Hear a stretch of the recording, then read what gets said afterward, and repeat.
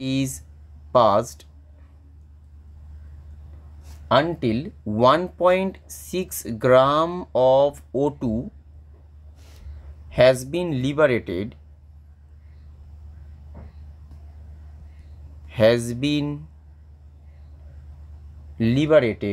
at anode. Full stop. The amount of silver deposited at cathode,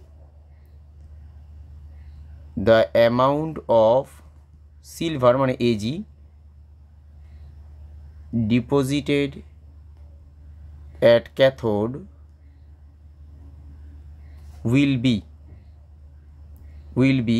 বলে চারটে option আছে। আচ্ছা, চারটে অপশনের মধ্যে একটা দিয়েছে 108 গ্রাম, একটা দিয়েছে 1.6 গ্রাম, থার্ড অপশান 0.8 গ্রাম, আর লাস্ট অপশানটা দিয়েছে 21.6 গ্রাম। আচ্ছা, এই রকম প্রশ্ন কিন্তু আমি করিয়েছি অলরেডি আগে। এইগুলোকে নর্মাল কনসেপচুয়ালিও ভাবতে পারি, অথবা আমাদের যে ফ্যারাডেজ যে সেকেন্ড লটা আছে ওইটা দিয়েও ভাবতে পারি, যে কোনোভাবেই করা যেতে পারে। নর্মালটা দিয়েও করা যেতে পারে, অথবা ফ্যারাডেজ যে সেকেন্ড লটা আছে ওইটা দিয়েও করা যেতে পারে। নর্মাল কনসেপচুয়ালি অনেক ইজি। হ্যাঁ, আসবে অপশান 4, কিন্তু কী করে আসছে সেটা দেখো। তুমি কিভাবে করেছো বলো?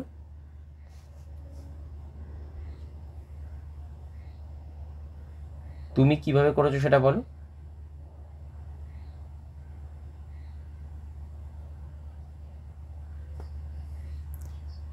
হ্যাঁ, ঠিক আছে, বুঝতে পেরে গেছি, অসুবিধা নেই। বাকিদের একটু করতে দাও, দেখো অপশান 4টা আসছে কিনা। মেগা এটা করেছো, অ্যাটেম্প করেছো?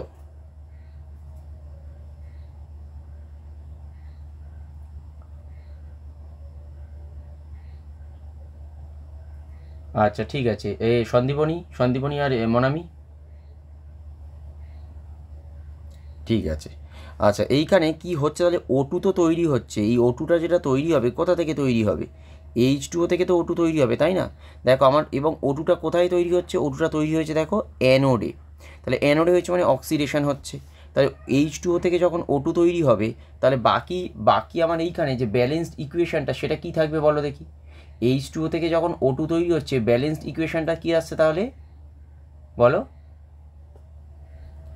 2H2O থেকে O2, এদিকে তার মানে আমার আসবে 4H+, এদিকে আসবে আমার 4টে ইলেকট্রন। দেখো এটাই হচ্ছে আমার ব্যালেন্সড কেমিক্যাল ইকুয়েশন। তাহলে আমার 4খানা ইলেকট্রন আসছে। তাহলে এইটা যদি আমার 1 মোল হয়, তাহলে তার জন্যে আমার ইলেকট্রন কত আসবে? 4 মোল। এটা নর্মাল, আমরা এইভাবেই করে দিয়েছিলাম। তাহলে এইখানে এটা কত মোল আছে? 1.6 ডিভাইডেড বাই 32। তাহলে এটাই তো এর মোল, তার মানে 0.05 মোল। দেখো তাহলে এটা যদি 0.05 মোল হয়, তাহলে এটা কত মোল হবে? ইলেকট্রনটা হবে দেখো 4 × 0.05, তার মানে 0.2 মোল হবে। দেখো এটা হয়ে গেল 0.2 মোল। এবার দেখো ক্যাথোডে কি হবে? ক্যাথোডে তো আমার নর্মাল রিডাকশান হবে। তাহলে রিডাকশান যদি হয়, তাহলে Ag+ ইলেকট্রন থেকে কি আসবে? আমার Ag, তাই না? তাহলে এটা 1 মোল যদি Ag+ হয়, তাহলে সে 1 মোল ইলেকট্রনের সাথে রিয়াকশান করে 1 মোল সিলভার ডিপোজিট হবে। তাহলে 1 মোল সিলভার পাওয়ার জন্য কত ইলেকট্রন দরকার? 1 মোল ইলেকট্রন দরকার। আর এখন আমার কাছে ইলেকট্রন কত আছে? 0.2 মোল। তাহলে আমার সিলভার ডিপোজিট হবে কত? 0.2 মোল। তাহলে অ্যামাউন্ট অফ সিলভার কত এলো? তাহলে অ্যামাউন্ট অফ সিলভার আমি কি করে পাবো? সেটা হচ্ছে 0.2 ইন্টু করসপন্ডিংয়ের অ্যাটমিক মাস। তাহলে এইটা করলেই আমরা পেয়ে যাবো। দেখো কত আসছে, এটা ওই কত 21.6 কাছে এসে যাবে, 21.6 গ্রাম। এই সবাই বুঝতে পেরেছো এটা?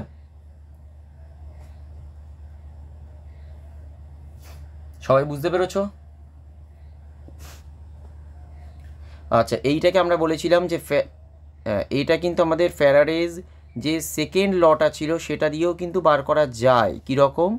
আমরা বলেছিলাম W1/W2 মানে weight of substance 1 by weight of substance 2, এরকমভাবে ভাবতে পারো।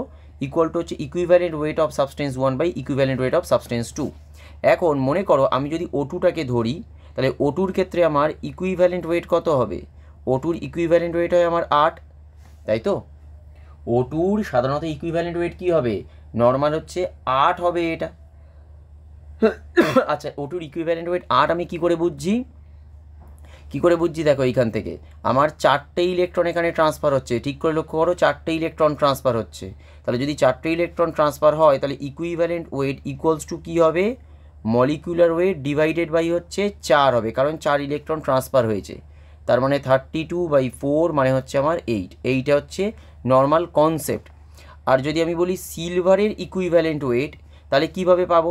সিলভারের ক্ষেত্রে দেখো যে ইকুইভ্যালেন্ট ওয়েটটা আসবে সেটা হয়ে যাবে দেখো মলিকুলার ওয়েট ডিভাইডেড বাই 1, কারণ রিয়াকশানে দেখো জাস্ট একটা ইলেকট্রনের কনভার্সন হয়েছে, মানে একটা ইলেকট্রন ট্রান্সফার হয়েছে।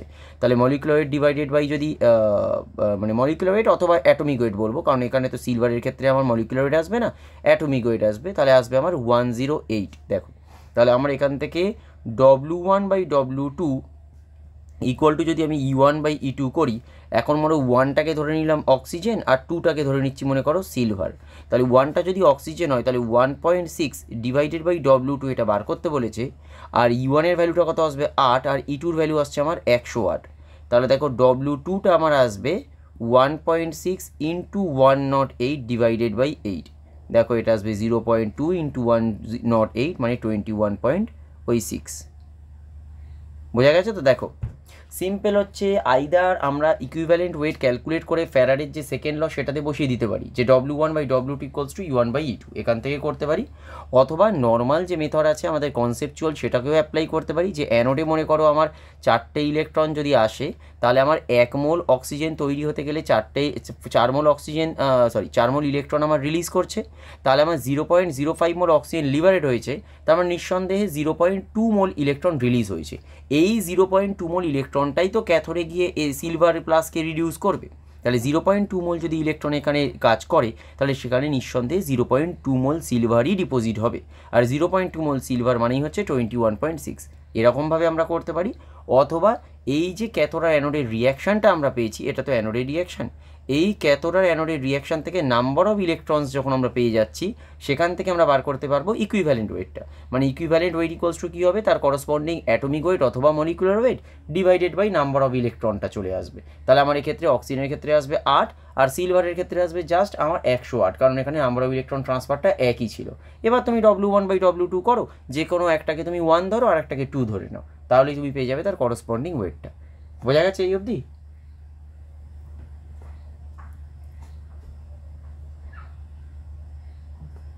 এই তো W1/W2টা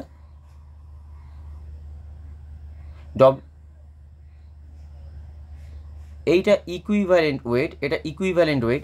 ইকুইভ্যালেন্ট ওয়েট ইকুয়ালস টু লিখেছি মলিকুলার ওয়েট অথবা অ্যাটমিক ওয়েট। এটাকে বাই মানে কিন্তু ভাগ নয়, মানে আমরা এটা বলতে চেয়েছি যে কোনো যদি মলিকিউল হয় তাহলে তার জন্য মলিকুলার ওয়েট ধরবো, আর যদি কোনো অ্যাটম হয় তাহলে তার জন্য অ্যাটমিক ওয়েট ধরবো। যেরকম সিলভার যদি হয় তাহলে সেক্ষেত্রে তো আর মলিকুলার ওয়েট আসবে না, সেক্ষেত্রে আমার অ্যাটমিক ওয়েট আসবে। বাট O2 যদি হয় তাহলে O2-র জন্য মলিকুলার ওয়েট আসবে, তাহলে সেটা হচ্ছে মলিকুলার ওয়েট ডিভাইডেড বাই হচ্ছে আমার নাম্বার অফ ইলেকট্রনস অথবা atomic weight divided by number of electrons. বোঝা গেছে? ঠিক আছে। কোন প্রসেসটা? ওটা তো সব জায়গায় অ্যাপ্লাই করা যাবে, কেন অ্যাপ্লাই করা যাবে না? প্রত্যেকটা জায়গাতেই। বোর্ডের কোশ্চেন যখন আমরা সলভ করবো, আমি একটা মডেল অ্যান্সার ওরকমভাবে করে দেবো, ও একদম ওই রকমভাবেই লেখার চেষ্টা করবে। বোর্ডের ক্ষেত্রে মোস্টলি হচ্ছে আমার মনে হয় তোমাদের যেটা আছে W1/W2 দিয়েই দেখানো আছে, আমার যা মনে হয়। তোমাদের কি আছে বইয়েতে এটা করা? হ্যাঁ, আগেরটা সোজা, বাট আমার মনে হয় বোর্ডে যত সম্ভব W1/W2টাকেই ইউজ করা আছে, আমার যেটা মনে হয়। আমি শিওর নই এখনও, বাট আমার মনে হয় ওইটাই আছে। তোমরা কি দেখেছো একবারও? দেখো, এক্সাম্পলে এটাই থাকবে। কেন এটা থাকবে? কারণ ফ্যারাডেজ লটাকে আমরা ইউজ করছি, কোনো একটা পার্টিকুলার ম্যাথ যদি পড়ে, সেক্ষেত্রে ফ্যারাডেজ লটা যেহেতু ইউজ করতে হয়, ওই জন্য W1/W2 ইকুয়ালস টু E1/E2 এইটাকে আমাদের লিখতে হয়। এই জন্যে অ্যাকচুয়ালি আমাদের বোর্ডের এই অ্যান্সারগুলো এরকম থাকে। কারণ এটা যদি আমি MCQ হতো, আমি তোমাকে কিন্তু বলতাম ওইটাকেই অ্যাপ্লাই করার জন্য। এবং ওইটাকে অ্যাকচুয়ালি আমি কেন শেখাই, এই প্রসেসটা যদি করতে যাই আমার বেকার সময় লাগছে, ওই প্রসেসটাতে সময় আরও কম, ওই জন্য নিট বা কম্পিটিটিভে আমি ওই প্রসেসটাই বলি অ্যাপ্লাই করতে। কিন্তু যখনই বোর্ডের রেসপেক্টে আসছে, বোর্ডে তো তোমার ডেসক্রিপটিভ কোশ্চেন, এইটা 2 নম্বর দেবে। এখন 2 নম্বরে পার্ট মার্কসই হচ্ছে তোমার এই ফ্যারাডের সেকেন্ড লটা লেখা। এটাতেই তোমার হাফ মার্কস আছে, এরপরে তো তুমি অ্যাপ্লাই করছো, তাই এটা তুমি যদি না লেখো তখনই তোমার মার্কসটা কেটে নিচ্ছে। এইটাই হচ্ছে বোর্ডের প্রবলেম, কারণ বোর্ডের ক্ষেত্রে তোমাকে ডেসক্রিপটিভ আছে জিনিসটা, সেই জন্য আমাকে এটা অ্যাপ্লাই করতে হচ্ছে। কিন্তু যখনই আমার ওটাকে তোমার শর্ট এমসিকিউ টাইপ আসছে, তখন কিন্তু আমি অলওয়েজ বলি ফার্স্ট মেথডটাকেই আমরা অ্যাপ্লাই করব।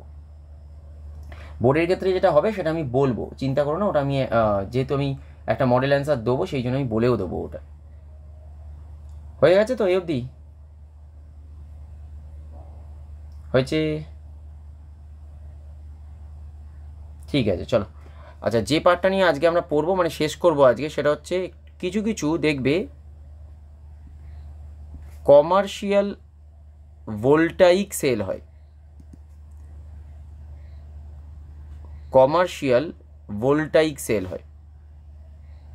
আচ্ছা, কনসেন্ট্রেশন সেল থেকেও কিন্তু প্রচুর প্রশ্ন আসে, তাই কনসেন্ট্রেশন সেলটা কিন্তু ভালো করে করো। আইদার হতে পারে সেটা হচ্ছে ইলেকট্রোড অথবা ইলেকট্রোলাইট কনসেন্ট্রেশন সেল, যেটা নাম হবে সেটার কনসেন্ট্রেশন চেঞ্জ হবে, ব্যাস। আর কিচ্ছু মাথা ব্যথা নেই, প্রচুর জায়গা দেখবে অনেক হিজি বিজি অনেক কিছু পড়িয়ে রাখবে, এইটুকু মনে রাখবে আর কিচ্ছু নেই, ব্যাস। আচ্ছা, এই কমার্শিয়াল ভোল্টাইক সেলটাকে একটা আমরা দুভাগে ভাগ করি সাধারণত। একটাকে আমরা বলি প্রাইমারি সেল। এই প্রাইমারি সেলের মধ্যে একটা আমরা পড়বো সেটা হচ্ছে ড্রাই সেল। এখানে ছোট ছোট কিছু জিনিস পড়া উচিত, কারণ যদি আমাদের এমসিকিউ টাইপ কিছু কোশ্চেন আসে বোর্ডে, এখান থেকে কিন্তু প্রশ্ন আসবে না। ওই জন্য আজ আমাদের কম্পিটিটিভ ক্লাসে এটা পড়াচ্ছি, কারণ বোর্ডে কিন্তু এইখান থেকে কোনো প্রশ্নই আসবে না। ড্রাই সেলে যেটা হয়, অ্যানোডটায় সাধারণত যেটা থাকে সেটা হচ্ছে জিঙ্ক, তাই অ্যানোডে যে রিয়াকশানটা হয় সেটা হচ্ছে জিঙ্ক সলিড থেকে হবে জিঙ্ক 2+, নিঃসন্দেহে এটা অ্যাকুয়াসেই যাবে দুটো ইলেকট্রন রিলিজ করে।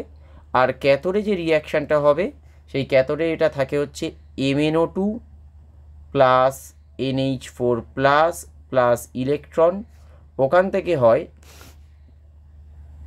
MnOOH, আমরা এরকমভাবে এটা লিখি, প্লাস হচ্ছে NH3। তাহলে এটা হচ্ছে রিডাকশান আর ওটা হচ্ছে অক্সিডেশন। আচ্ছা, এইখানে এটা লিখে নাও, লেখার পরে আমি একটু ছোট্ট করে লিখিয়ে দেবো। এটা আগে লিখে নাও, এটা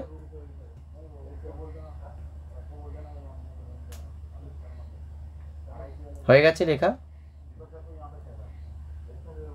আচ্ছা, লেখো, in this cell, comma, anode consist of a zinc container. In this cell, comma, anode consist লিখে দাও, কন্টেন্ট লিখো না। Anode consist of a zinc container and the cathode is a graphite rod, and the cathode is a graphite rod surrounded by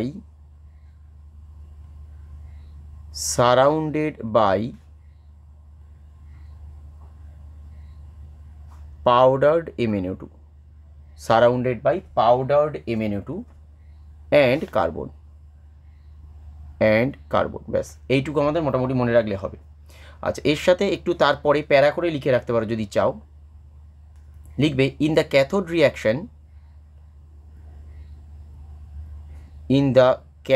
reaction, কমা দিয়ে লিখবে manganese is reduced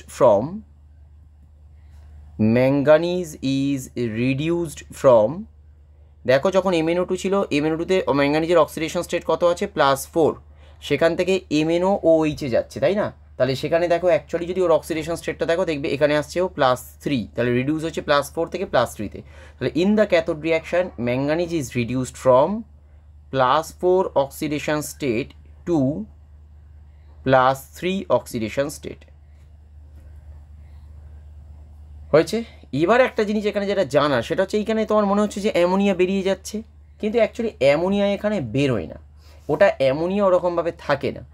এখানে actually জিনিসটা কী হয়, জিনিসটা হচ্ছে জিঙ্ক 2+ তো তৈরি হচ্ছে, এই জিঙ্ক 2+টা অ্যামোনিয়ার সাথে অ্যাকচুয়ালি রিয়াকশান করে আলটিমেটলি একটা কমপ্লেক্স ফর্ম করে। ওই জন্য এটা একটু লিখে রাখবে যে ammonia is not liberated as a gas, ammonia is not liberated as a gas, কমা দিয়ে লিখে রাখো it combines with zinc 2 plus, it combines with zinc 2 plus to form Z10 NH3 whole 4 all over charge 2 plus complex. এই একটা complex এ convert হয়ে যায়, ওই জন্য NH3 কিন্তু আমরা আলাদাভাবে পাই না। বোঝা গেছে এই অবধি?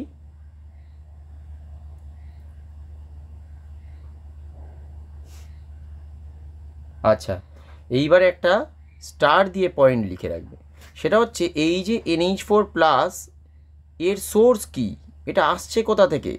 Source is NH4Cl, ammonium chloride থেকেই কিন্তু আসছে। আর এই অ্যামোনিয়াম ক্লোরাইড যদি থাকে it's one kind of salt, তাই না? আর ক্লোরিন যদি থাকে তাহলে এক্ষেত্রে কী হবে, এটা একটা করোশন হবে। যদি একটানা যদি পড়ে থাকে তাহলে কী হবে, এর আস্তে আস্তে করোশন হবে। তাহলে এইখানে যেন স্টার দিয়ে লিখে রাখো এর আন্ডারে, আমি আর লিখছি না, একটুখানি এর আন্ডারে লিখে রাখো যে dry cells do not have indefinite life, dry cells do not have indefinite life, dry cells do not have indefinite life as acidic NH4Cl corrodes the zinc container, as acidic NH4Cl, as acidic NH4Cl corrodes the zinc container, corrodes the zinc container even when not in use, even when not in use, even when not in use। আচ্ছা একটুখানি দাঁড়াও, কালকে একটা আমার class আছে, ক্লাসটা একটুখানি বলে দিও ওদের, নাহলে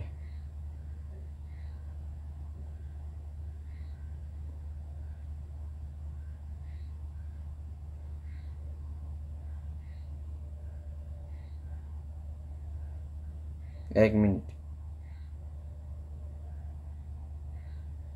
হ্যাঁ, এবার দেখো আমরা যেটা বলছিলাম, তাহলে সোর্সটা কি হচ্ছে NH4Cl, আর NH4Cl এর জন্য কি হচ্ছে, যদি আমরা এই ধরনের ব্যাটারিটাকে রেখে দিই তাহলে কিন্তু ইনডেফিনিট টাইম অবধি যে ব্যাটারিটা থাকবে তা কিন্তু নয়, এটা পুরোপুরি নষ্ট হয়ে যাবে, কারণ ওটা হচ্ছে করোড করবে, জিঙ্ক কন্টেনারটাকে পুরো নষ্ট করে দেবে।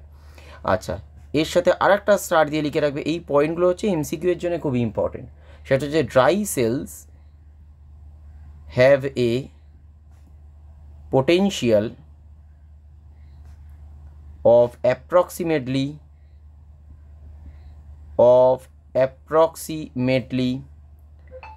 1.25 to 1.5 ভোল্ট, 1.25 থেকে 1.5 ভোল্টের মতো এটা একটা রেঞ্জ থাকে। আচ্ছা, এটা আমরা পড়েছি দেখো ড্রাই সেল, এটাকে আমরা 1 নম্বর নাম দিয়েছিলাম, মানে প্রাইমারি সেলের আন্ডারে ড্রাই সেলটাকে দিয়েছিলাম 1 নম্বর নাম। আর একটা আমরা পড়বো এখানে 2 নম্বর দিয়ে, সেটা হচ্ছে মার্কিউরি সেল, আর একটা হবে মার্কিউরি সেল। বলো সন্দীপনি, মার্কিউরি সেল অ্যানোড আর ক্যাথোডের রিয়াকশান বলো, অ্যানোডের রিয়াকশান বলো আর ক্যাথোডের রিয়াকশান বলো, দেখি মনে আছে?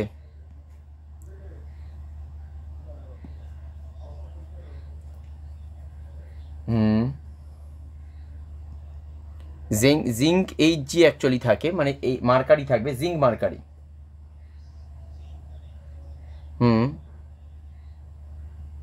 হ্যাঁ, এটা তাহলে কী হবে 2H মাইনাস, হ্যাঁ ঠিকই বলেছো, কিন্তু রিয়াকশানটা বলতে হবে। জিঙ্কটা 2H মাইনাসের সাথে রিয়াকশান করে কী আসবে,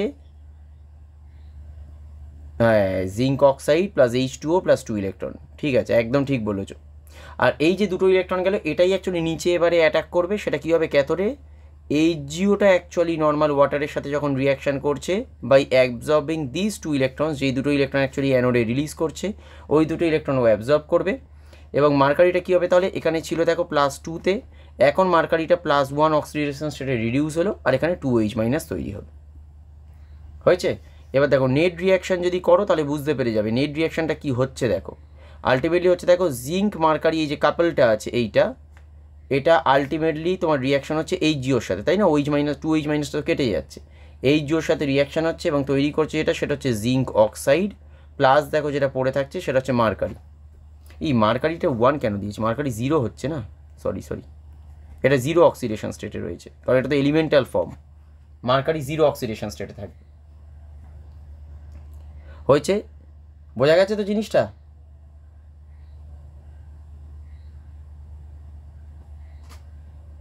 হয়েছে?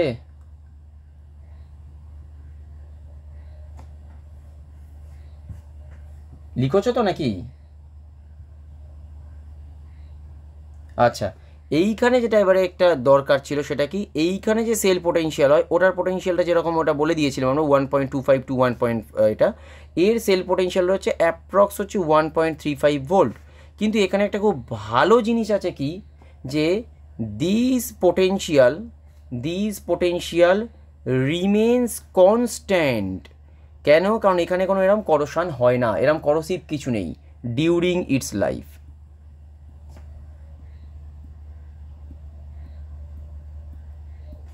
এইখানে ওরকমভাবে করোশনটা হয় না।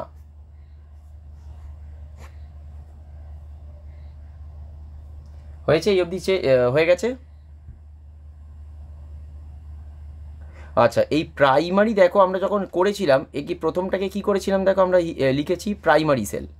প্রাইমারি সেল মানে কি বলো তো, এগুলো হচ্ছে ওয়ান টাইম ইউসেজ সব, মানে যে সেলটা আছে এখানে অলরেডি আমার স্টোর করা আছে, যেটাকে আমরা ওই পার্টিকুলার রিয়াকশান থেকে আমরা ইলেকট্রিসিটিটা পেয়ে যাচ্ছি, ব্যাস ওয়ান টাইম ইউসেজ শেষ, ব্যাটারি ক্যাপাসিটি শেষ হয়ে গেল। এইবারে যেটা বি, সেটাকে আমরা বলছি সেকেন্ডারি ব্যাটারি। এই সেকেন্ডারি ব্যাটারি মানে অ্যাকচুয়ালি কী বলো তো, সেকেন্ডারি ব্যাটারি মানেই হচ্ছে রিচার্জেবল ব্যাটারি। সেকেন্ডারি ব্যাটারি মানেই হচ্ছে কি রিচার্জেবল ব্যাটারি। সেকেন্ডারি ব্যাটারি মানে হচ্ছে আমাদের রিচার্জেবল ব্যাটারি, ঠিক আছে? রিচার্জেবল ব্যাটারি মানে কি, তার মানে এখানে দুটো রিয়াকশনই হচ্ছে, একটা কেমিক্যাল এনার্জি ইলেকট্রিক্যাল এনার্জিতে কনভার্ট হচ্ছে। এই যখন মনে করো ইলেকট্রিক এনার্জিতে ফুড কনভার্ট হয়ে গেল, তখন ব্যাটারিটা ড্রেন হয়ে গেল। মনে করো যেরকম আমাদের রিচার্জেবল টর্চ থাকে বা ফোনের ব্যাটারি থাকে, এরপরে আমরা কি করছি, আবার ইলেকট্রিক্যাল পাওয়ার দিচ্ছি, তাহলে ইলেকট্রিক্যাল এনার্জিটা আবার কেমিক্যাল এনার্জিতে কনভার্ট হচ্ছে। ওইটাকে আবার যখন ইউজ করছি, আবার কেমিক্যালটা ইলেকট্রিক্যালটা কেমিক্যাল, তাহলে এরকমভাবে কন্টিনিউয়াস কিন্তু এরকমভাবে চলতে থাকছে। আর তাহলে এইখানে দেখো, তাহলে দু ধরনের সেল অ্যাকচুয়ালি এখানে আছে। কি কি সেল আছে? একটা আছে এখানে ইলেকট্রোকেমিক্যাল সেল, যখন এটা ডিসচার্জ হচ্ছে, কারণ ওরা ডিসচার্জের সময় কি হচ্ছে, কেমিক্যালটা ইলেকট্রিক্যাল এনার্জিতে কনভার্ট হচ্ছে, তার মানে এটা একটা ইলেকট্রোকেমিক্যাল সেলের মতো বিহেভ করছে। আবার দেখো যখন চার্জিং প্রসেস আমরা করছি, তখন ইলেকট্রিক্যালটা কেমিক্যাল এনার্জিতে কনভার্ট হচ্ছে। So this process is like electrolytic cell. তাহলে এখানে দুটোই আছে, একটা ইলেকট্রোকেমিক্যাল সেলের মতো বিহেভ করছে, আবার এটা কিন্তু ইলেকট্রোলাইটিক সেলের মতেও বিহেভ করছে। এত মানে অসুবিধার কিছু নেই, আমি লিখিয়ে দেবো জিনিসটা, জাস্ট বোঝানোর জন্য আগে বলছি। আচ্ছা, এইখানে সেকেন্ডারি ব্যাটারি যে কটা আছে তার মধ্যে আমি অল্প অল্প পড়বো আমরা। প্রথম যেটা আমরা দেখছি সেটা হচ্ছে লেড স্টোরেজ ব্যাটারি। একটা lead storage battery, lead storage battery. আচ্ছা, এইখানে ছোট্ট করে একটু লিখে রাখো, it consist of a lead anode, it consist of a lead anode, মানে অ্যানোডটাতে কি থাকবে, জাস্ট লেডই থাকবে, আর কিছু নয়। It consists of a lead anode and a grid of lead, grid spelling GRID, grid of lead packed with lead dioxide as cathode, এটা হলো cathode. আর অ্যানোডটা তাহলে আমরা কি বললাম, অ্যানোডে কিন্তু শুধুমাত্র যেটা আছে সেটা হচ্ছে লেড, আর ক্যাথোডটা মেনলি যেটা আছে তাহলে আমরা কি বললাম, যে মোস্টলি যেটা আছে সেটা হচ্ছে grid of lead packed with lead dioxide, মানে পিবি কি হবে, O2 হয়ে যাবে সেক্ষেত্রে। তাহলে এইবারে একটু রিয়াকশানটা দেখি এখানে কীরকমভাবে হচ্ছে। তাহলে অ্যানোডে কি হবে, অ্যানোডে যেহেতু লেডটা আছে, তাহলে লেডটা কোথায় যাবে বলো, Pb2+ যাবে তো, কারণ অ্যানোডে অক্সিডেশন হবে। তাহলে লেডটা হয়ে গেল আমার লেড 2+, দেখো হয়ে গেল। এইবারে এই যে লেড 2+টা আসছে, এই লেড 2+টা কি নর্মাল এরকমভাবে থাকবে, এইরকমভাবে থাকে না। সাধারণত কি হবে, এইখানে সাধারণত যে এই লেড অ্যাসিড ব্যাটারিগুলো থাকে, এখানে কি থাকবে, সালফিউরিক অ্যাসিড সলিউশন থাকে, তাই না, আমাদের H2SO4 থাকে। মানে এইখানে যে লেড অ্যাসিডের এইগুলো থাকে, দরকার একটুখানি দাঁড়াও, অ্যানোডটা লেখার আগে তাহলে একটা সেন্টেন্স এখানে লিখে নাও, তাহলে তা নাহলে জিনিসটা বুঝতে পারবে না। ওখানে একটুখানি লিখে রাখো যে solution of sulphuric acid is used as electrolyte, solution of H2SO4 as electrolyte, তাহলে জিনিসটা পরে কনফিউশন হবে না, বুঝতে পারবে। তাহলে যখনই এই লেড 2+টা তৈরি হয়ে গেল, এবার ইলেকট্রোলাইটে তো SO4 2- আছে, তখন কি হবে, এই Pb2+টা SO4 2 মাইনাসের সাথে রিয়াকশান করে আলটিমেটলি কী করবে, লেড সালফেটের একটা প্রেসিপিটেট ফেলে দেবে, হোয়াইট লেড সালফেটের একটা প্রেসিপিটেট ফেলে দেবে। তাহলে অ্যানোডের নেট রিয়াকশান কী দাঁড়ালো, অ্যানোডের ক্ষেত্রে নেট রিয়াকশানটা দাঁড়াচ্ছে লেড প্লাস SO4 2 মাইনাস, ওখান থেকে চলে আসছে আমার PbSO4 প্লাস 2 ইলেকট্রন। দেখো এইটা হচ্ছে আমার অল ওভার একটা অ্যানোডের রিয়াকশান হয়ে গেল। এইবারে যদি আমি দেখি ক্যাথোডে কী হচ্ছে, ক্যাথোডে কী আছে দেখো, PbO2 ছিল, আমরা এটাই বলেছি ক্যাথোডের মেন মানে মেন যে এলিমেন্টটা ছিল বা মেন যে কম্পাউন্ডটা ছিল সেটা হচ্ছে PbO2। তাহলে PbO2 কী হবে, নিঃসন্দেহে রিডিউস হবে। PbO2তে লেডের অক্সিডেশন স্টেট দেখো +4, যে কিনা অ্যাকচুয়ালি রিডিউস হয়ে কী হবে Pb2 প্লাসে। এখন PbO2 যদি Pb2 প্লাসে রিডিউস হয়, এখন এখানে দেখো দুটো যে অক্সিজেন আছে, এই অক্সিজেনটা ব্যালেন্স করার জন্য আমরা এদিকে কী করব 2H2O করব। আবার এখন 4টে হাইড্রোজেন ডান দিকে এক্সট্রা হয়ে গেছে, তার জন্য বাঁ দিকে কী করব 4H প্লাস করব, হয়ে গেল। এবার শুধুমাত্র আমরা কি করব, চার্জের ব্যালেন্স, ডান দিকে 2+ চার্জ আছে আর বাঁ দিকে দেখো +4 চার্জ আছে, তার মানে আমার বাঁ দিকে দুটো ইলেকট্রন এক্সট্রা অ্যাড হবে। যে এই জায়গাটা বুঝতে পারবে না সে আমায় বলবে, আমি বোঝাবো। কিন্তু একই লজিক এখানে Pb2 প্লাস যেটা তৈরি হচ্ছে রাইট সাইডে, সেটা তো নর্মাল পড়ে থাকতে পারবে না। কেন পড়ে থাকতে পারবে না, কারণ ইলেকট্রোলাইটে SO4 2 মাইনাস আছে, যেটা কিনা অ্যাটাক করে আমার PbSO4 এই প্রেসিপিটেটটা ফেলে দেবে। যদি এটা হয় তাহলে আমার নেট রিয়াকশান দেখো এখানেও একটা পাবো। তাহলে এখানে আমার নেট রিয়াকশানটা কী হচ্ছে দেখো, এখানে নেট রিয়াকশান হয়ে যাচ্ছে আমার PbO2 plus 4H plus plus চলে আসছে আমার SO4 2 মাইনাস প্লাস 2 ইলেকট্রন। ওখান থেকে আমরা যেটা পাচ্ছি সেটা হচ্ছে PbSO4 প্লাস হচ্ছে আমাদের 2H2O, এটা আসছে। দেখো দেখো এই অবধি আপাতত বুঝতে পেরেছো কিনা দেখো, এই অবধি কি বোঝা গেছে, সবার ক্লিয়ার তো?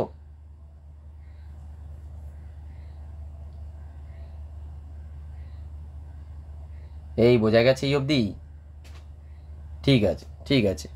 এইবার দেখো তাহলে তোমরা নিজেরা ওভারঅল সেল রিয়াকশানটা কি হচ্ছে লেখো দেখি। ওভারঅল সেল রিয়াকশান মানে কি, ক্যাথোডের যে রিয়াকশানটা হচ্ছে প্লাস অ্যানোডের যে রিয়াকশানটা হচ্ছে, দুটোকে যোগ করে দেবো। দেখো দুটোকে যোগ করে দিলে দেখো আমরা এটাই পাবো, লেড সলিড। আমরা ওগুলোতে কোনো স্টেট লিখিনি, এখন যা স্টেটটা লিখে দিচ্ছি সেটা হচ্ছে PbO2 সলিড প্লাস কী হবে দেখো, দুটোতেই আমাদের SO4 2 মাইনাস রিয়াকশান করেছে, তাই SO4 2 মাইনাসের জায়গায় আমরা দুটো H2SO4 করে দিলাম, প্লাস কী আসবে, সরি, তাহলে এখান থেকে কি আসবে আমার, দুটো ক্ষেত্রেই দেখো PbSO4 তৈরি হয়েছে, দুটো যোগ করলে তাহলে 2 PbSO4 আসবে, আর তার সাথে আমার চলে আসবে 2H2O। দেখো এটা এসছে কিনা, নিজেরা ট্রাই করো তাহলেও পারবে, নিজেরা ট্রাই করবে তাহলেও দেখো পারবে।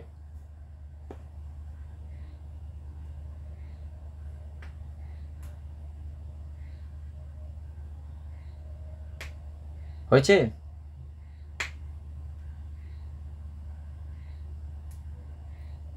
হ্যাঁ বলো বলো।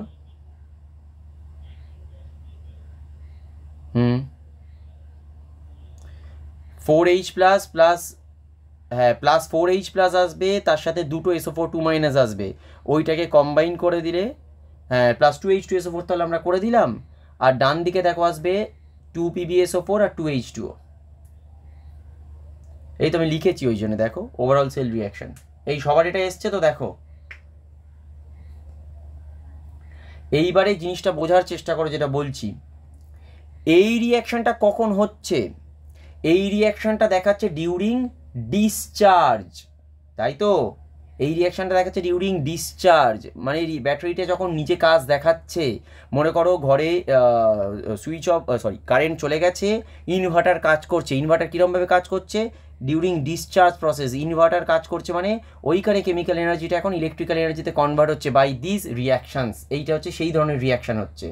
কিন্তু এটা তো রিচার্জেবল ব্যাটারি, তাহলে রিচার্জেবল ব্যাটারি মানে কি, যখন কারেন্ট আসবে, যেই কারেন্ট চলে এলো তখন এবার কারেন্টটা ওই ব্যাটারির মধ্যে ঢুকছে, তখন কি রিয়াকশান হবে, জাস্ট এর উল্টোটা হবে, তাই তো হবে? জিনিসটা বোঝার চেষ্টা করো, যেই কারেন্টটা এবারে আমি ব্যাটারিতে অ্যাপ্লাই করছি তখন ইলেকট্রিক্যাল এনার্জিটা কি হচ্ছে, কেমিক্যাল এনার্জিতে কনভার্ট হবে, তাহলে রিয়াকশানটা কি হবে, জাস্ট উল্টোটা হবে তখন। আমার কথাটা কি বুঝতে পেরেছো? দেখো বোঝা গেছে কি? আচ্ছা কখন তাহলে এইটা রিভার্সিবল হবে, এটা অলরেডি আমি আগের ক্লাসে বলেছিলাম, যে কোনো একটা মনে করো সেল আছে, তার যে পোটেনশিয়ালটা আছে সেই পোটেনশিয়ালটা 1 ভোল্ট হোক, 2 ভোল্ট হোক, 3 ভোল্ট হোক, যাই হোক, তার থেকে যদি বেশি পোটেনশিয়াল আমি এক্সটার্নালি প্রোভাইড করতে পারি তাহলেই কিন্তু আমার রিয়াকশানটা রিভার্সিবল হবে। যেরকম ড্যানিয়েল সেল আমি একটা এক্সাম্পল দিয়েছিলাম যে তার সেল পোটেনশিয়ালটা হয় 1.1 ভোল্ট, যদি আমি 1.1 ভোল্ট দিই তাহলে ইকুইলিব্রিয়ামে থাকবে, কিন্তু যেই তার থেকে বেশি দেবো রিয়াকশানটা রিভার্সিবল হয়ে যাবে বা সেল রিয়াকশানটা রিভার্সিবল হয়ে যাবে। তাহলে এখানে এইবারে পয়েন্টটাকে লিখে রাখো স্টার দিয়ে যে when a potential slightly greater than the potential of battery, when a potential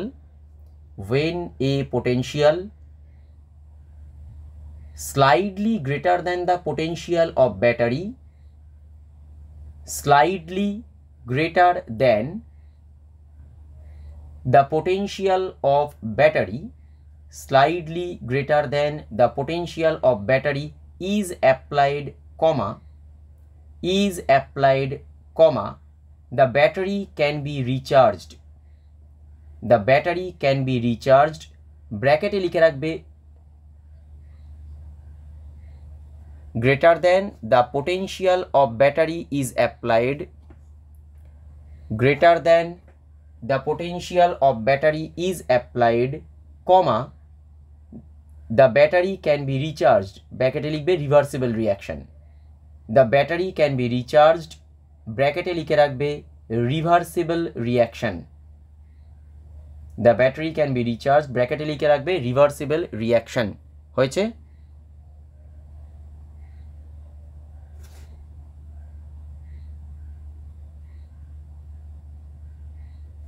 হয়েছে তো? আচ্ছা, এবারে তাহলে আমার একটুখানি জিনিস বলো, এই মেঘাই বলো, ডিউরিং ডিসচার্জ অ্যাকচুয়ালি কি হচ্ছে বলো? During discharge of the battery actually কি চেঞ্জ হচ্ছে?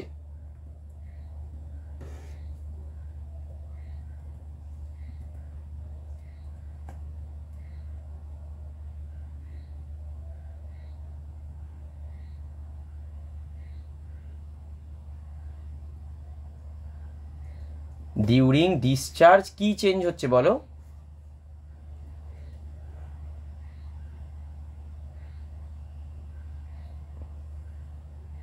এই ডিউরিং ডিসচার্জ কি হচ্ছে বলো?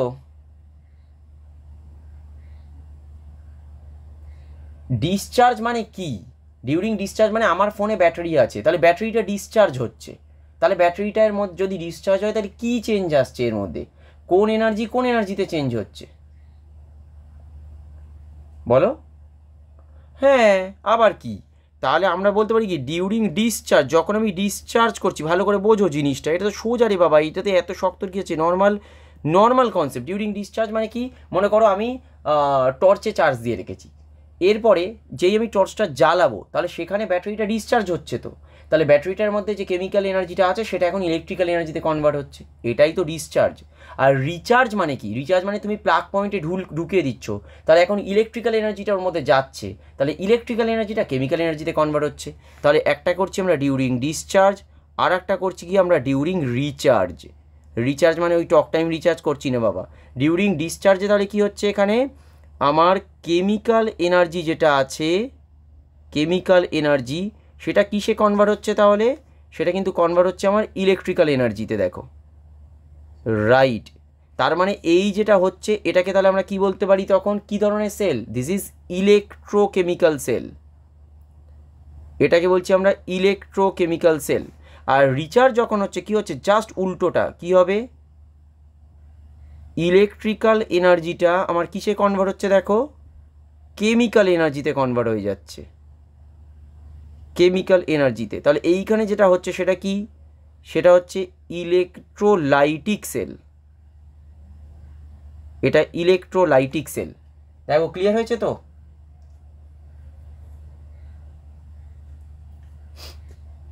ক্লিয়ার হয়েছে? আচ্ছা, তাড়াতাড়ি লিখবে, যে তাড়াতাড়ি লিখবে মানে নিজেরা করবে এটা।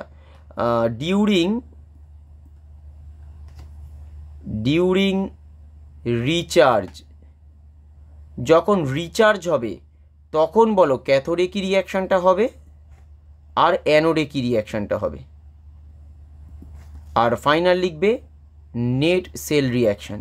এটা কিন্তু ডিউরিং রিচার্জ আমরা লিখেছি, ওটা ডিউরিং ডিসচার্জ প্রথম যেটা করছি, কারণ সবসময়ের জন্য আমরা যেটা সেল রিয়াকশান করি ডিউরিং ডিসচার্জই করছি।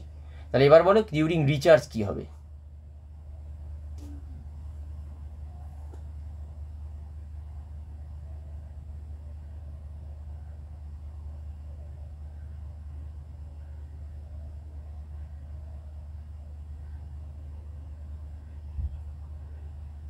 ডিউরিং ডিসচার্জ উল্টে যাবে। তাহলে ক্যাথোডে কী দেখাবো? দেখো রিয়াকশানটা তোমরা নিজেরা দেখো, বুঝতে পারছো কি না? কী হবে? যেটা আমরা অলরেডি আগেরটার ক্ষেত্রে ক্যাথোড করেছি, জাস্ট ওটাকে উল্টে দাও। দেখো তো এইটা আসছে কি না,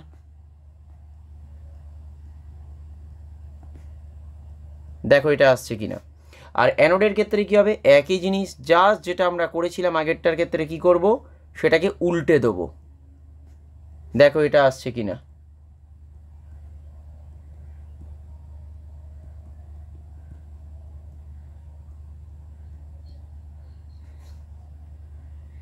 ক্যাথোডে H2O কী করে আসবে? হাইড্রোজেন কোত্থেকে আসবে? অ্যানোডে আসবে ওটা। আর ও নেট সেল রিয়াকশান কী হবে? এই দুটোকে তুমি যোগ করে দাও, দেখো একদম যেটা আমি আগেরটা পেয়েছি তার উল্টোটাই পাবো।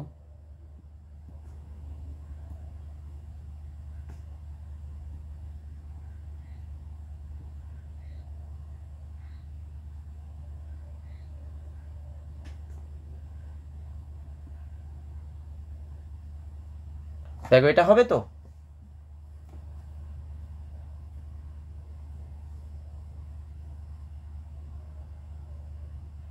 আগে নিজেরা করো, নিজেরা করে মেলাবে, নিজের আগে করো।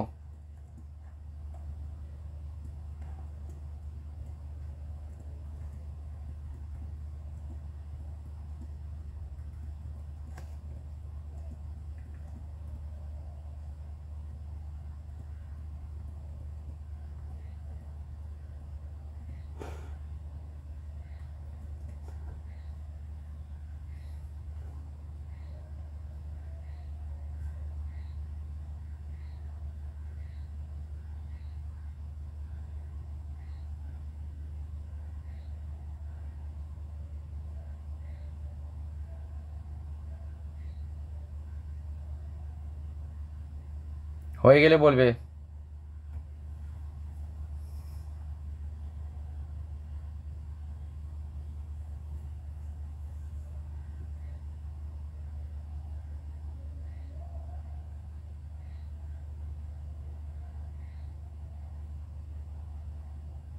এই হয়েছে।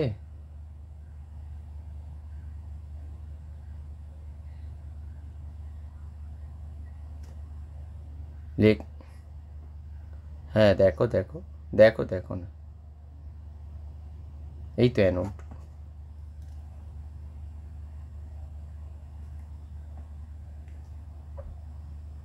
যেটা এর ক্ষেত্রে অ্যানোড হয়েছে, তাহলে এবারে যখন রিচার্জ হবে সেটা ওর ক্ষেত্রে এবার ক্যাথোড হয়ে যাবে না? দেখো না, কারণ যেটা এর ক্ষেত্রে অ্যানোড হয়েছে উল্টো মানে কি রিডাকশান হচ্ছে, তাহলে রিডাকশানটা নিশ্চয়ই ওর ক্ষেত্রে ক্যাথোডে হবে। আর যেটা এর ক্ষেত্রে ক্যাথোড হচ্ছে সেটা ওর ক্ষেত্রে কী হবে? তাহলে অ্যানোড হবে। কারণ ক্যাথোডে এর ক্ষেত্রে রিডাকশান মানে ওর ক্ষেত্রে উল্টো হলে হবে অক্সিডেশন, তার মানে সেটা হবে ওর ক্ষেত্রে অ্যানোডে। বোঝা গেছে তো? দেখো পুরো মিলেছে তো, এই মেঘা মিলেছে তোমার?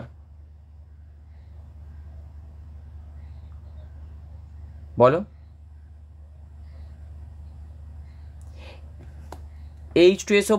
H2SO4 তুমি দেখো না, 4H প্লাস প্লাস SO4 2 এইটা কটা আসবে? দুটো আসবে। দেখো আমার ডান দিকে H2SO4 যদি এইখানে ঠিক করে দেখো, আমার আসবে 4H প্লাস প্লাস 2SO4 2 তাহলে এই দুটোকে যোগ করলে আমার 2H2SO4 হবে না? আমার ডান দিকে আসবে 4H প্লাস প্লাস 2SO4 2 ঠিক করে লক্ষ্য করো, সেটাই তো 2H2SO4 অ্যাকচুয়ালি। H2SO4কে ভাঙলে কি হবে? দুটো H2SO4কে ভাঙলে হয় দুটো H প্লাস একটা SO4 2 তাহলে চারটে H প্লাস আর যদি দুটো SO4 2 হয়, তার মানে অ্যাকচুয়ালি সেটা কি 2H2SO4 হিসেবে আছে। বুঝতে পেরেছো? আচ্ছা, একটা দারুণ এবারে প্রশ্ন করি। দারুণ প্রশ্ন মানে হচ্ছে অ্যাটলিস্ট মানে জিনিসটা প্র্যাকটিক্যালি এবার কোরিলেট করতে পারবে। কাদের কাদের বাড়িতে ইনভার্টার আছে? সবার বাড়িতে আছে তো আশা করি। এরম কারো বাড়ি আছে ইনভার্টার নেই? মনে হয় সব বাড়িতেই আছে। যাই হোক, একটা জিনিস বলো দেখি, ইনভার্টার যে তোমাদের বাড়িতে আছে, ইনভার্টারে ডিস্টিল ওয়াটারই তো দাও, তাই তো দিচ্ছ। সে ডিস্টিল ওয়াটার কেন দাও সেটা পরের প্রশ্ন, ছাড়ো। কিন্তু এক্সটার্নালি ওয়াটারটা কেন দিতে হচ্ছে, এইবার দেখো রিয়াকশনটা বুঝতে পারছো কিনা। যখন ও ডিসচার্জ হয়েছে, ভালো করে লক্ষ্য করো, যখন ও ডিসচার্জ হয়েছে তখন কিন্তু ওয়াটার তৈরি করেছে, মানে ওয়াটার রিলিজ করে দিয়েছে ও নেট ওভারঅল সেল রিয়াকশানে।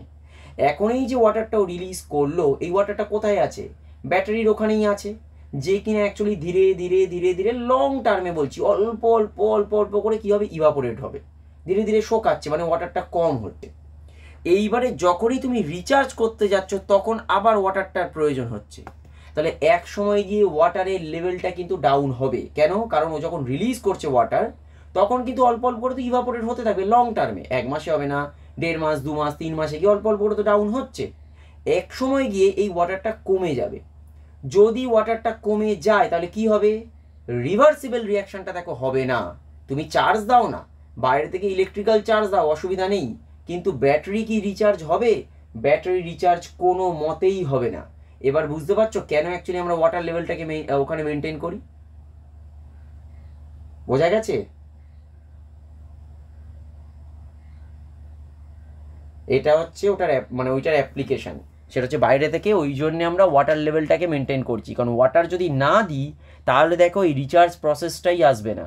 আর হ্যাঁ, তার মানে কি ওয়াটার সবসময় দিয়ে যেতে হবে তা তো নয়, সার্টেন লেভেলটা আমার দরকার আছে রিয়াকশানটা করার জন্য। ওই জন্য যে প্রত্যেক দিন দিচ্ছি তা তো নয়, বা প্রত্যেক সপ্তাহে দিচ্ছি তা তো নয়। আমরা কোন সময় দিই দেখবে 1.5 মাস 2 মাস বা 3 মাস পরে ওয়াটার লেভেলটা ডাউন হয়ে যায়, তখন আমরা দিই। ওই ওয়াটার লেভেল ডাউনের জন্য একটা ওই ইন্ডিকেটার ওপরে দেওয়া থাকে, একটা নব টাইপের দেওয়া থাকে, যেটা ওই বোঝা যায় যে ডাউন হয়ে গেলে, যাই হোক মার্কার টাইপের, ওটা তো মার্কারের জন্য। কিন্তু নর্মালি কনসেপ্টটা কি, ওয়াটার যদি খুব কমে যায় সেখানে এই রিভার্সিবল রিয়াকশানটাই হবে না, তার মানে সেখানে হচ্ছে ব্যাটারি আর চার্জ হতে পারবে না। এইটাই হচ্ছে আমাদের মানে কনসেপচুয়াল পার্ট, এই পার্টিকুলার জায়গাটার কনসেপচুয়াল পার্ট। মেঘা বুঝতে পেরেছো এই জায়গাটা?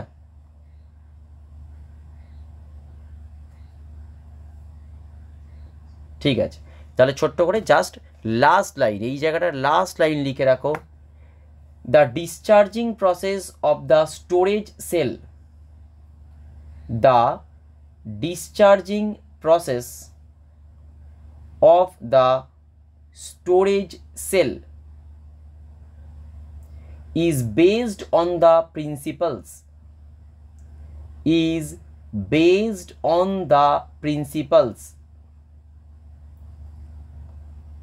of electrochemical cell,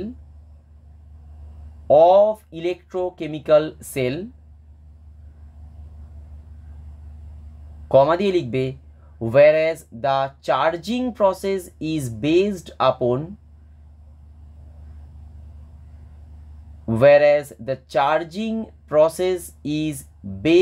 upon the principles of electrolytic cells. The principles of electrolytic cells. The principles of electrolytic cells. হয়েছে? হয়েছে? আচ্ছা, একটা জিনিস বলো তো, তোমরা ইনভার্টার যখন, ইনভার্টার তো দেখোছো আশা করি, ইনভার্টারে ওই জল দেওয়ার জায়গাটা কটা থাকে? একটাই থাকে?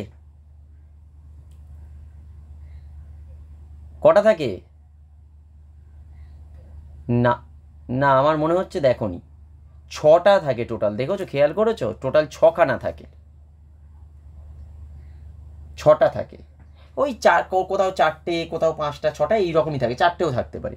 তার মানে অ্যাকচুয়ালি কি এগুলো প্যারালাল, অ্যাকচুয়ালি এক একটা এরকমভাবে তোমার পোল, মানে একটার সাথে একটা প্যারালালি কানেক্টেড আছে। মানে কীরকম, যদি এটা এরকম প্লাস মাইনাস হয় তাহলে এই মাইনাসের সাথে এটা প্লাস এটা মাইনাস, এটা মাইনাস এটা প্লাস, আবার এটা প্লাস এটা মাইনাস, আবার এটা মাইনাস এটা প্লাস, এরকম দেওয়া থাকে।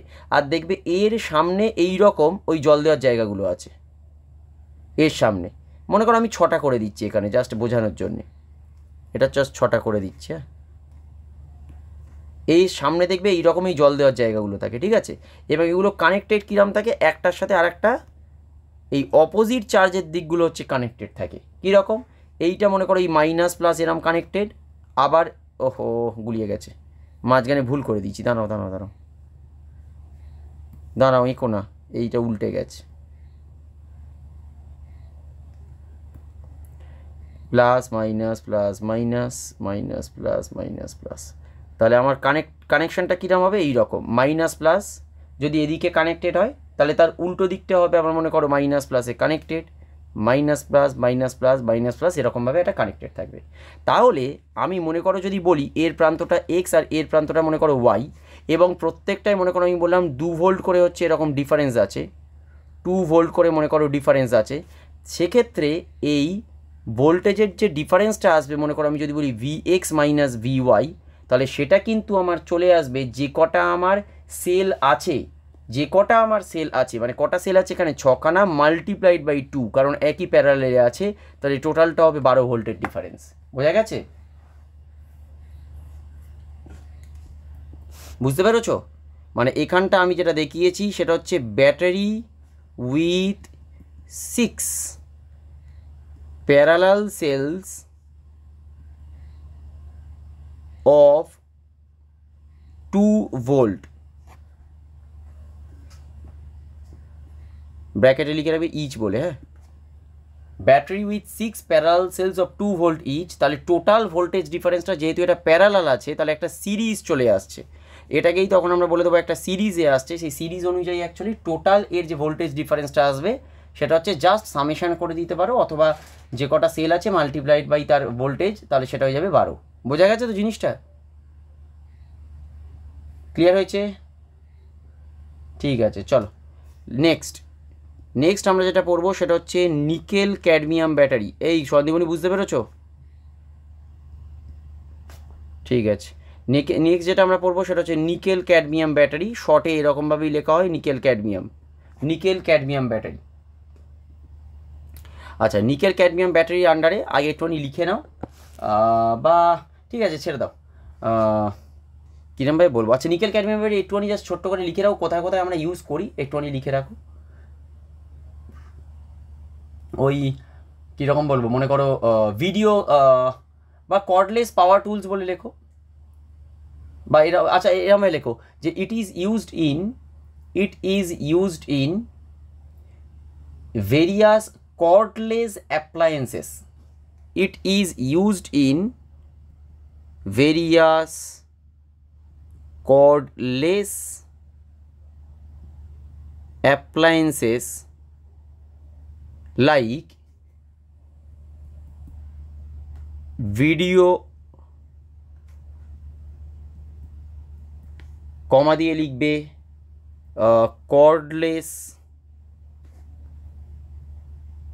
পাওয়ার টুলস এক্সেট্রা। ঠিক আছে, মোস্টলি হচ্ছে কর্ডলেস যেগুলো থাকে তাদের মধ্যে এগুলো আমরা ইউজ করি। হয়েছে? ক্লিয়ার হয়েছে এইটা এই অবধি? আচ্ছা, ক্যামকর্ডার, CAMCORDER।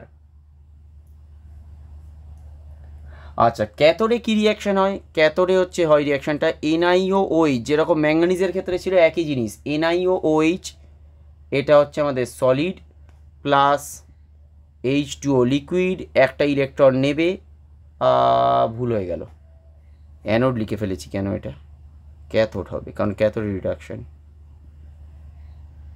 ক্যাথোডে তাহলে একটা ইলেকট্রন নেবে, একটা ইলেকট্রন নিয়ে কি তৈরি করবে, NiOH হোল 2, এটা সলিড হলো, প্লাস দুটো OH মাইনাস আসবে। দেখো তো ব্যালেন্স হয়েছে কিনা একটু দেখে নেবে এটা, নাকি না একটাই আসবে মনে হচ্ছে, একটা আসবে, দেখো তো একটাই আসবে মনে হচ্ছে। এখানে বাঁদিকে আছে H, একটা দুটো তিনটে, দুটো একটা তিনটে, হ্যাঁ একটাই আসবে, দেখো হয়েছে তো, দেখো মিলেছে। নিকেলের অক্সিডেশন স্টেট এখানে ছিল +3, এখানে হয়েছে +2, এটাই হচ্ছে আমাদের রিডাকশান, নিকেলটা রিডিউস হয়ে গেছে দেখো ক্যাথোডে। আর অ্যানোডে কী হবে দেখো, অ্যানোডে কী হবে, ক্যাডমিয়ামটা এই দুটো OH মাইনাস নেবে, যে কিনা কনভার্ট হচ্ছে কিসে, ক্যাডমিয়াম হাইড্রক্সাইড সলিডে, ক্যাডমিয়ামটাও সলিড নিঃসন্দেহে, 2H মাইনাস নিয়ে ক্যাডমিয়াম হাইড্রক্সাইড সলিডে প্লাস হচ্ছে 2 ইলেকট্রন, এবার দেখো টোটালটা যদি আমি যোগ করে দিই তাহলে এটাই তো 2 ইলেকট্রন আছে আর এটাই দেখো সিঙ্গেল ইলেকট্রন আছে, তাহলে ওপরেরটাকে আমায় 2 দিয়ে মাল্টিপ্লাই করতে হবে আর নিচেরটার সাথে আমি যোগ করে দেবো, তাহলে আমার নেট সেল রিয়াকশান চলে আসবে। নেট সেল রিয়াকশান আমরা কী পাচ্ছি, তাহলে ওপরটা যদি 2 দিয়ে গুণ করি তাহলে আসবে 2 NiOH, এটা সলিড, প্লাস আসবে কি ক্যাডমিয়াম সলিড, প্লাস হচ্ছে 2H2O দেখো আসবে লিকুইড। সেখান থেকে যেটা তৈরি হবে সেটা হচ্ছে 2 মোল নিকেল হাইড্রক্সাইড সলিড, এটা আসবে, প্লাস হচ্ছে ক্যাডমিয়াম হাইড্রক্সাইড সলিড আসবে। ব্যাস কমপ্লিট আমার।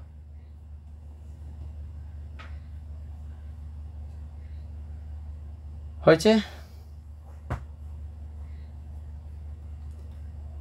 ক্লিয়ার হয়েছে তো? দেখে নাও।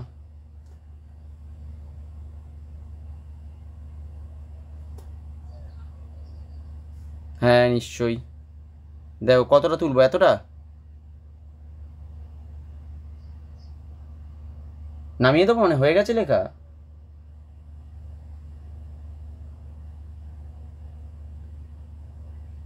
ঠিক আছে, তাহলে এটা হয়ে গেল ক্যাথোড আর অ্যানোডের রিয়াকশান। আচ্ছা, ফুয়েল সেল নিয়ে অলরেডি কিন্তু আমরা পড়েছি। ফুয়েল সেলে শুধু একটা জিনিস আমি একটু লিখিয়ে দেবো, ফুয়েল সেল। আচ্ছা, যারা যে একদম জানো না তার জন্য একটুখানি বলে রাখি, অ্যানোড আর ক্যাথোডটা একবার লিখে রাখতে পারো। এখানে অ্যানোড আর ক্যাথোড। ফুয়েল সেলটা কী ছিল, আমরা বাইরে থেকে জাস্ট ফুয়েল দিচ্ছি, যেটা কিনা অ্যাকচুয়ালি সেল রিয়াকশান করে আমার ইলেকট্রিক্যাল এনার্জিতে সেটা কনভার্ট হচ্ছে, এবং এটা যতক্ষণ পর্যন্ত আমাদের ফুয়েল দেবো ততক্ষণ পর্যন্ত চলতে থাকবে। আর এইটাতে আমরা বলেছিলাম অ্যানোডের যে রিয়াকশানটা হবে সেটা কি, সেটা হচ্ছে নর্মাল হাইড্রোজেন, মনে করো গ্যাস আছে, প্লাস হয়ে যাবে কি OH মাইনাস, হাইড্রোজেন আর OH মাইনাস, না হাইড্রোজেনের সাথে হবে 2H মাইনাস, তারপর হ্যাঁ তাহলে আমার 4টে আসবে। তাহলে এখানে আসবে আমার 2H2O লিকুইড প্লাস 2 ইলেকট্রন, এটা এলো, এটা আমার আসবে। আর ক্যাথোডে কি আসবে, O2 gas plus 2H2O liquid plus আসছে আমার 4 ইলেকট্রন, সেখান থেকে আমার চলে আসবে 4OH মাইনাস। আর এখান থেকে আমরা ওভারঅল রিয়াকশান পেয়েছিলাম, জাস্ট হচ্ছে ওয়াটার তৈরি হচ্ছে, দেখো এইটা প্লাস হচ্ছে O2 গ্যাস, সেখান থেকে হচ্ছে 2H2O, এটা অলরেডি আমরা পড়েছি, নর্মাল ফুয়েল সেল যেদিন পড়েছিলাম সেদিনই পড়েছি। বাট এইটাতেই বলেছিলাম যে নেট সেল রিয়াকশান যেটা হচ্ছে, তার মানে কি অ্যাজ লং অ্যাজ আমরা ফুয়েলটা প্রোভাইড করছি ততক্ষণ পর্যন্ত কিন্তু এই রিয়াকশানটা হবে, তারপরে কিন্তু শেষ। এটা কিন্তু এরকম নয় যে ওই রিচার্জেবল বা ওই তোমার ওয়ান টাইম, এরকম কিন্তু নয়। তুমি কন্টিনিউয়াস যতক্ষণ পর্যন্ত এরকমভাবে অ্যাড করতে থাকবে ফুয়েল, ততক্ষণ পর্যন্ত এরকমভাবে রিয়াকশান হবে। এখানে কিন্তু ফুয়েল বলতে কি হাইড্রোজেন অক্সিজেন, এটাই হচ্ছে আমাদের ফুয়েল। এটার মধ্যে ফুয়েল মানে কিন্তু এটা ভেবো না যে পেট্রোল বা ডিজেল আমরা দিচ্ছি, ফুয়েল মানে হচ্ছে এটাই নাম হচ্ছে আমাদের ফুয়েল সেল। আর এখানে আমরা বলেছিলাম যে ওয়াটারটা তৈরি হচ্ছে সেটা কিন্তু আমরা নর্মাল ড্রিঙ্কিং ওয়াটার হিসেবেই আমরা ইউজ করতে পারি নর্মাল, কারণ আমাদের ওই মনে করো যখন এরোস্পেস বা স্পেস ক্রাফটে যেগুলো ইউজ হয় সেখানে কত জল নিয়ে যাবে, ওই জন্য এই যে ফুয়েল সেলে যে রিয়াকশানে জল তৈরি হচ্ছে সেই জলটাই ওরা পান করে। আচ্ছা, এইখানে একটুখানি ছোট্ট করে লিখে রাখবে যে since fuel cells convert the energy, আচ্ছা আমি লিখে দিচ্ছি নাহলে আবার তোমরা গোলাবে, আমি ছোটো করে লিখে দিচ্ছি, since fuel cells convert the energy of a fuel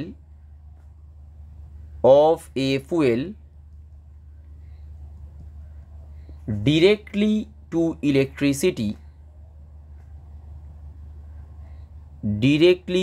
electricity, comma দিয়ে লিখবে they are potentially more efficient, they are potentially more efficient than the conventional method of generating electricity, than the conventional method of generating electricity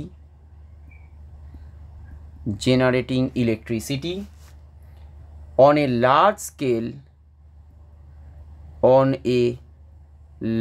scale by burning hydrogen, এটা n কমে গেছে, burning hydrogen, কমা দিয়ে লিখবে carbon fuels, hydrogen carbon fuels or by using nuclear reactor, or by using nuclear reactor, nuclear reactor. Large স্কেলে যদি আমরা করি তাহলে অবশ্যই আমরা দেখব যে ফুয়েল সেলে যতটা কনভার্সন রেট আছে বা এফিসিয়েন্সি আছে সেটা কিন্তু নর্মালি আমরা বাইরে যেটা করি কনভেনশনাল মেথডে আমরা যেভাবে করি তাপবিদ্যুৎ কেন্দ্র থেকে যেটা ইলেকট্রিসিটি তৈরি করছি অথবা নিউক্লিয়ার রিঅ্যাক্টর থেকে যদিও আমরা কোনো ইলেকট্রিসিটি তৈরি করি তার থেকে কিন্তু এই ফুয়েল সেলের এফিসিয়েন্সি বেশি থাকে।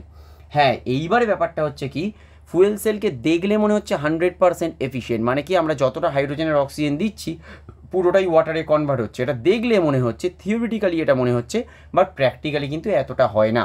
তাই ওই জন্য স্টার দিয়ে আমি আলাদাভাবে ওটাকে মেনশন করছি, এটাকে লিখে রাখবে যে থিওরিটিক্যালি উই এক্সপেক্ট, কারণ এটা রিয়াকশানটাকে যদি আমরা দেখি কেমিক্যাল রিয়াকশানটা তাহলে মনে হবে হাইড্রোজেনের অক্সিজেন যোগ হচ্ছে আর ওয়াটার তৈরি হচ্ছে, তার মানে আমার 100% কনভার্সন, তা কিন্তু হয় না। ওই জন্য আমরা লিখছি theoretically we expect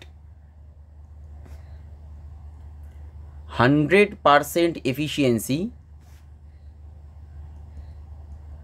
100% efficiency in fuel cells, কমা দিয়ে লিখবে so far an efficiency of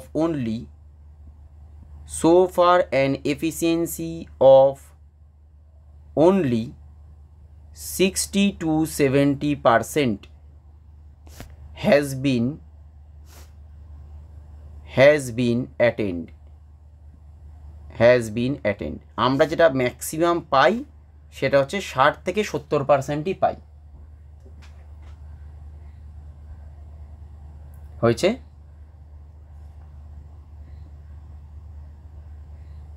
efficiency of fuel cell কী করে বার করব? যদি কোনো ম্যাথ কোনো সময় দেয়, আজ পর্যন্ত কোনো দিন পড়েনি, তার মানে যে কোনো দিন পড়বে না তা নয়। এফিসিয়েন্সি অফ ফুয়েল সেল সেটা আমরা সাধারণত ইটা দিয়ে বলি, এইটা কিন্তু এন নয়, এটাকে বলা হয় ইটা। সেটা হচ্ছে মড ভ্যালু অফ ডেল্টা জি। কেন মড নিচ্ছি? কারণ এফিসিয়েন্সি তো আর নেগেটিভে আসতে পারে না, আর ডেল্টা জি অলওয়েজ আমরা কী জানি স্পন্টেনিয়াস রিয়াকশানের ক্ষেত্রে নেগেটিভই আসবে, ওই জন্য আমরা মড ভ্যালু নিচ্ছি, কারণ আমরা না হলে এফিসিয়েন্সিটা আমাদের নেগেটিভে চলে আসতে পারে। Divided by mod delta H into হচ্ছে 100, তাহলে এটা হচ্ছে আমরা এফিসিয়েন্সি পাবো, মানে কত পার্সেন্ট এফিসিয়েন্ট। যদি আমাকে ডেল জি আর ডেল্টা এইচের ভ্যালু বলে দেয় তাহলে আমরা এফিসিয়েন্সিটা বার করতে পারবো। বোঝা গেছে এই অবধি? ক্লিয়ার হয়েছে? আচ্ছা, এখানে আমি জাস্ট যে সেলগুলো বলেছি নেম, এইটা খুব দরকার লাগবে, এই চারটা নেম অফ সেল অথবা ব্যাটারি, কারণ কনসেপচুয়ালি আমি বুঝিয়ে দিয়েছি, বাট এক্সামের রেসপেক্টে কিন্তু এই জিনিসগুলো আমাদের মনে রাখতে হবে। ওই জন্য একটুখানি শর্টে জিনিসটা জাস্ট লিখে দিচ্ছি, এই চারটা যদি পারো একটু মনে রাখার চেষ্টা করো। ইলেকট্রোলাইট, এগুলো হচ্ছে শুধুমাত্র এক্সাম পারপাসের জন্য বলছি, কারণ এটা আমরা অলরেডি পড়েছি। একটা দেখো আমরা পড়েছিলাম ড্রাই সেল, একটা পড়েছিলাম আমরা কি মার্কিউরি সেল। আচ্ছা, এটা হচ্ছে প্রাইমারি সেলের মধ্যে। ড্রাই সেলে অ্যানোড কী ছিল? জিঙ্ক। আর এখানে কি ছিল? জিঙ্ক মার্কারি অ্যামালগাম, এটাকে বলা হয় জিঙ্ক মার্কারি অ্যামালগাম, হ্যাঁ জিউএমই মনে হয় অ্যামালগাম। আচ্ছা, এখানে ড্রাই সেলের মধ্যে ক্যাথোড কোনটা হয়? ক্যাথোডটা আমরা দেখো লিখিয়েছিলাম ওখানে যে graphite surrounded by MnO2 and carbon, MnO2 and carbon. আর জিঙ্ক অ্যামালগাম যেখানে আছে মানে মার্কিউরি সেলে কী ছিল? Paste of HgO mercuric oxide and carbon. ঠিক আছে, আমরা ড্রাই সেল আর এটা হচ্ছে মার্কিউরিক সেল। আচ্ছা, ইলেকট্রোলাইটটা কী কী ছিল? ইলেকট্রোলাইট মনে আছে, ওটার ক্ষেত্রে আমরা বলেছিলাম যে NH4+ এর সোর্স হচ্ছে NH4Cl, আর তার সাথে জিঙ্ক যেটা আমরা পাচ্ছি সেটা কোত্থেকে পাচ্ছি? জিঙ্ক ক্লোরাইড থেকে। ঠিক আছে, তাহলে এটা হচ্ছে আমাদের ইলেকট্রোলাইট। আর এইখানে কী ছিল ইলেকট্রোলাইটটা? সেটা ছিল paste of KOH and zinc oxide, এটা হচ্ছে এর ইলেকট্রোলাইট। চলো এবার হচ্ছে 3 নম্বর, যে সেলগুলো পড়েছি শুধুমাত্র তার একটা জিস্ট করে দিচ্ছি। দেখো তারপরে আমরা পড়েছিলাম lead storage battery. Lead storage battery এটাই আমরা অলরেডি ক্যাথোড অ্যানোড মোটামুটি ভালোভাবে পড়েছিলাম। এটাতে ছিল লেড আর এটাতে কী ছিল বলো? Lead oxide. আচ্ছা লেড অক্সাইড মানে কি, সরি লেড অক্সাইড লিখে দিলাম, লেড ডাই অক্সাইড মানে এটাই ছিল পিবি, আর এটাই আমরা কি পেয়েছিলাম দেখবে PbO2 লিখেছিলাম। আচ্ছা ইলেকট্রোলাইট আশা করি আমরা সবাই জানি, আমরা অলরেডি লিখেছি এটা, সেটা হচ্ছে H2SO4, 38% H2SO4 এখানে থাকে। তাহলে এটা হয়ে গেল আমাদের লেড অ্যাসিড ব্যাটারিটা। আচ্ছা এরপর দেখো নেক্সট যেটা পড়েছিলাম সেটা হচ্ছে nickel cadmium cell. Nickel cadmium cell এটা আমরা পড়েছি, বলো নিকেল ক্যাডমিয়াম সেলে কি থাকে? নিকেল ক্যাডমিয়াম সেলে কি থাকবে? এখানে থাকে ক্যাডমিয়াম যেটা হচ্ছে অ্যানোড, আর এখানে কি থাকবে? Nickel dioxide NiO2, nickel dioxide. Electrolyte কি থাকবে? KOH solution. হয়ে গেল। 5 নম্বর কি পড়েছিলাম আমরা? হাইড্রোজেন অক্সিজেনের ফুয়েল সেল। ফুয়েল সেল অনেক রকম হতে পারে, বাট আমাদের সিলেবাস অনুযায়ী অথবা বলতে পারো যে আমাদের যেটা আমরা মোস্টলি ইম্পর্টেন্ট সেটা হচ্ছে হাইড্রোজেন অক্সিজেন ফুয়েল সেল। বাকি কোনো আমরা দেখিনি, কারণ কার্বন দিয়েও আমরা করতে পারি, CO2 তৈরি হচ্ছে, বাট হাইড্রোজেন অক্সিজেন ফুয়েল সেলই আমরা করি, কারণ সেখানে যেটা তৈরি হয় ওয়াটার, সেটা হচ্ছে আমরা ইউজও করতে পারি এবং কোনোভাবে ক্ষতিকারক নয়। বাট অন্য কাউকে যদি আমরা মনে করো এরকম বার্নিং করাই, তাহলে সেখানে কার্বন ডাইঅক্সাইড হোক বা যাই কিছু তৈরি হোক, সেটা মনে করো আমাদের খুব একটা কাজেও লাগবে না, এবং খুব একটা ক্ষতি মানে হয়তো হতে পারে সেটা ক্ষতিকারক, এনভায়রনমেন্টালি অতটা তোমার ভায়াবেল নয়। ওই জন্য আমরা সাধারণত যেটা করি সেটা হচ্ছে হাইড্রোজেন অক্সিজেন ফুয়েল সেলই করি, আর এটাই আমরা পড়ি। আচ্ছা এক্ষেত্রে যেটা আমাদের অ্যানোড থাকে সেটা সাধারণত কি হয়? পোরাস কার্বন কন্টেনিং ক্যাটালিস্ট, যার মধ্যে দিয়ে অ্যাকচুয়ালি কী হচ্ছে? H2কে পাস করানো হচ্ছে, H2 পাসড। আর এটার মধ্যে কি থাকবে? একই থাকবে পোরাস, POROUS, হ্যাঁ ঠিক আছে, porous carbon containing catalyst. But এর মধ্যে দিয়ে আমরা কি পাস করছি? ক্যাথোডের মধ্যে দিয়ে O2টাকে পাস করছি। একই জিনিস থাকবে, বাট একটার মধ্যে দিয়ে আমরা হাইড্রোজেন পাস করছি আর একটার মধ্যে দিয়ে O2। ইলেকট্রোলাইট কি থাকবে? Concentrated aqueous NaOH। ব্যাস হয়ে গেল, কনসেন্ট্রেটেড অ্যাকুয়াস NaOH। ক্লিয়ার হয়েছে?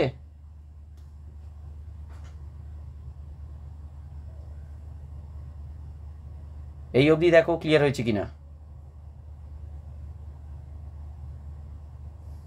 মেগা মোটামুটি বুঝতে পেরেছো?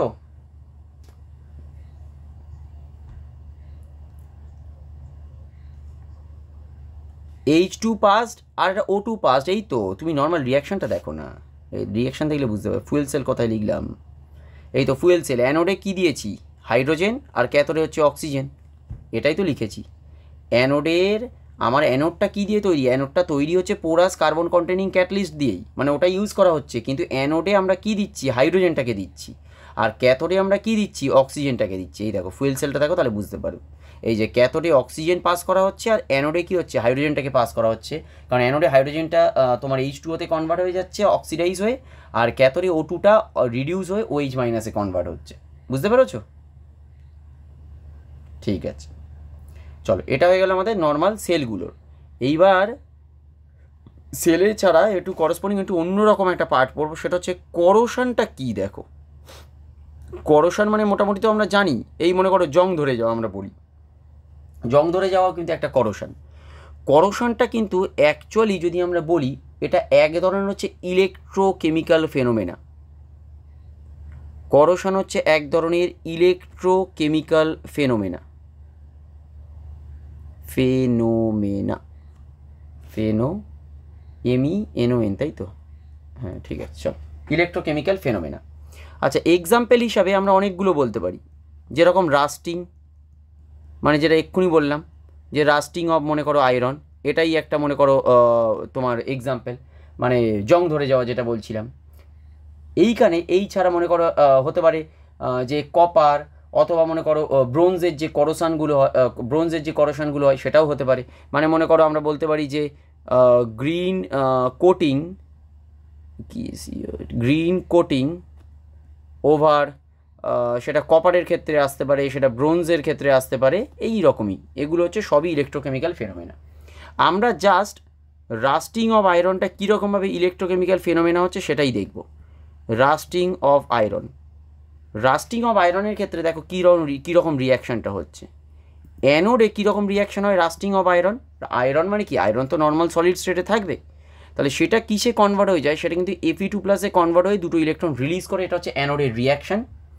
যেখানে আমরা জানি যে এর করসপন্ডিং স্ট্যান্ডার্ড রিডাকশান পোটেনশিয়াল যেটা হচ্ছে Fe2+/Fe, সেটা হচ্ছে -0.44 ভোল্ট এটা হয়। আচ্ছা এইবার দেখো তাহলে ক্যাথোডে কি হচ্ছে। ক্যাথোডে কী হবে আমরা কি জানি, জং কখন হয়, ইন প্রেজেন্স অফ ময়েশ্চার, যদি জল থাকে আর যদি অক্সিজেন থাকে তবেই তো আমার হবে, তাই না? মানে মোস্টলি হচ্ছে H+ আসছে আর আমার অক্সিজেন থাকবে, অক্সিজেন না হলে কখনোই আমার তোমার হতে পারে না, বলো না, জং হতে পারে না। তাহলে কি হচ্ছে এখানে, O2 গ্যাস প্লাস মনে করো 4H+ প্লাস এই 4 ইলেকট্রন, সেখান থেকে কি তৈরি হয়ে যাচ্ছে, 2H2O লিকুইড। এইটার যে ইনটটা, সেই ইনটটা হচ্ছে 1.23 ভোল্ট, এর ইনটটা হচ্ছে 1.23 ভোল্ট। তাহলে জিনিসটা বোঝার চেষ্টা করো, যার স্ট্যান্ডার্ড রিডাকশান পোটেনশিয়াল বেশি সে তাহলে নিজে কি হবে, রিডিউস হবে আর অন্যকে অক্সিডাইজ করবে। তার মানে এই পার্টিকুলার ক্যাথোডের যে রিয়াকশানটা হচ্ছে সেটা আয়রনকে তার মানে কি করবে, Fe2+ কনভার্ট করে দেবে। তার মানে দেখো যদি অক্সিজেন প্রেজেন্ট থাকে, বাতাসে যে অক্সিজেন প্রেজেন্টটা আছে, তাই অক্সিজেন যদি H2O তে কনভার্ট হতে পারে, নর্মালি তার স্ট্যান্ডার্ড রিডাকশান পোটেনশিয়াল 1.23 ভোল্ট, তাহলে ও নিজে খুব দ্রুত রিডিউস হতে চাইবে। তাহলে ও অক্সিডাইজ কাকে করবে, ও আয়রন যদি ওখানে থাকে আয়রনকে ইজিলি অক্সিডাইজ করে দেবে, কারণ আয়রনের ক্ষেত্রে দেখো ওর স্ট্যান্ডার্ড রিডাকশান পোটেনশিয়ালটা অনেক কম আছে। এই অবধি কি বোঝা গেছে? দেখো এই অবধি বোঝা গেছে।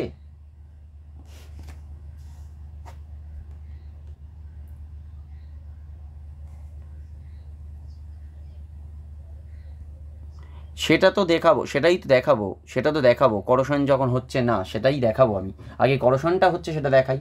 তাহলে ওভারঅল রিয়াকশানটা কি হচ্ছে দেখো, ওভারঅল রিয়াকশানটা হচ্ছে 2Fe solid plus O2 gas plus দেখো হচ্ছে 4H+, এটা অ্যাকুয়াসও লিখতে পারো বা নর্মাল এরকম রাখতে পারো। তাহলে সেখান থেকে কি তৈরি হয়ে যাচ্ছে, 2Fe2+ অ্যাকুয়াস প্লাস কী হবে, 2H2O লিকুইড।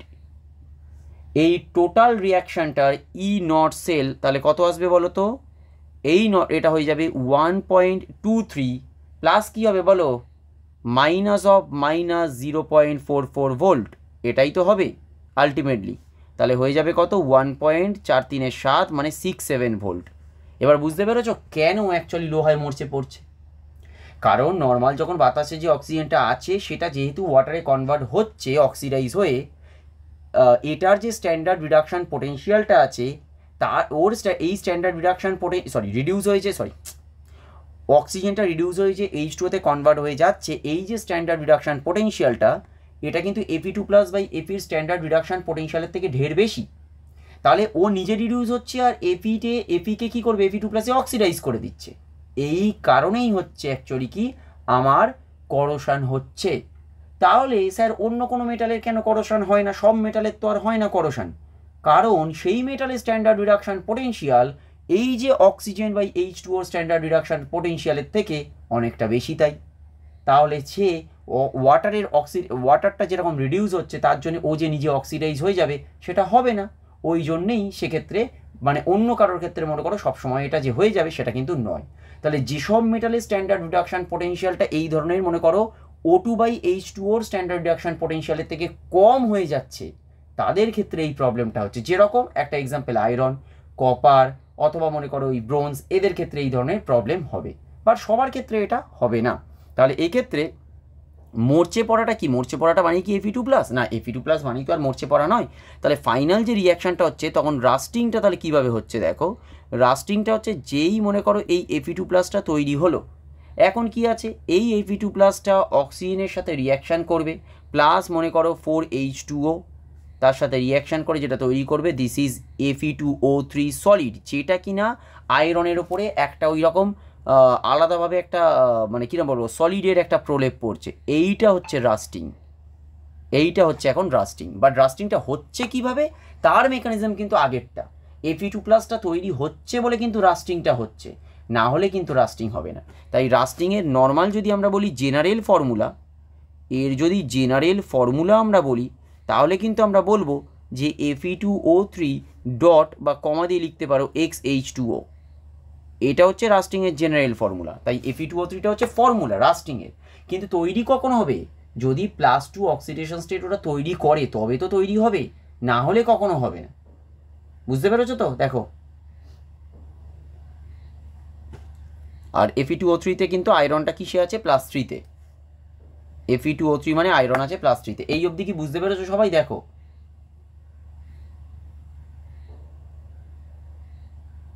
হয়েছে। আচ্ছা, এবার বলো যেটা ও বলছিল প্রিভেনশন অফ করোশন কি হবে, কি করে হবে? দেখো, প্রিভেনশন অফ করোশন, তাহলে কি করে আমি প্রিভেন্ট করতে পারি? সন্দীপনী বলো, প্রিভেন্ট কি করে করতে পারি?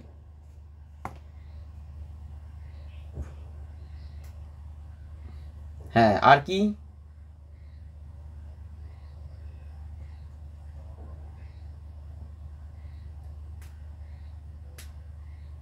হ্যাঁ, মানে অন্য কোনো মেটাল দিয়ে আমরা কোট করতে পারি, তাহলে তার সেক্ষেত্রে ওই করোশনটা হবে না। কিন্তু যে মেটালটা দিয়ে আমরা কোট করব তার মানে স্ট্যান্ডার্ড রিডাকশন পোটেনশিয়ালটা সেই মেটালের আয়রনের থেকে কিন্তু কম হতে হবে। ভালো করে জিনিসটা বোঝো।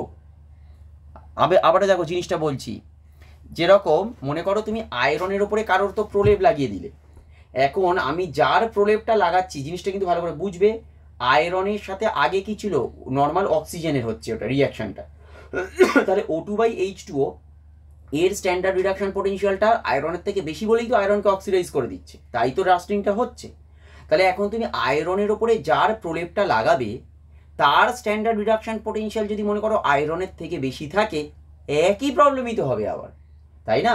ওই জন্যে আয়রনের ওপরে তুমি যে মেটালটার কোটিং লাগাবে বা যে প্রলেপটা লাগাবে বা যে মেটালের প্রলেপ লাগাবে তার স্ট্যান্ডার্ড রিডাকশন পোটেনশিয়াল কিন্তু আয়রনের থেকে কি হবে? কম হতে হবে, তবে কিন্তু অক্সিডাইজ করবে না আয়রনকে।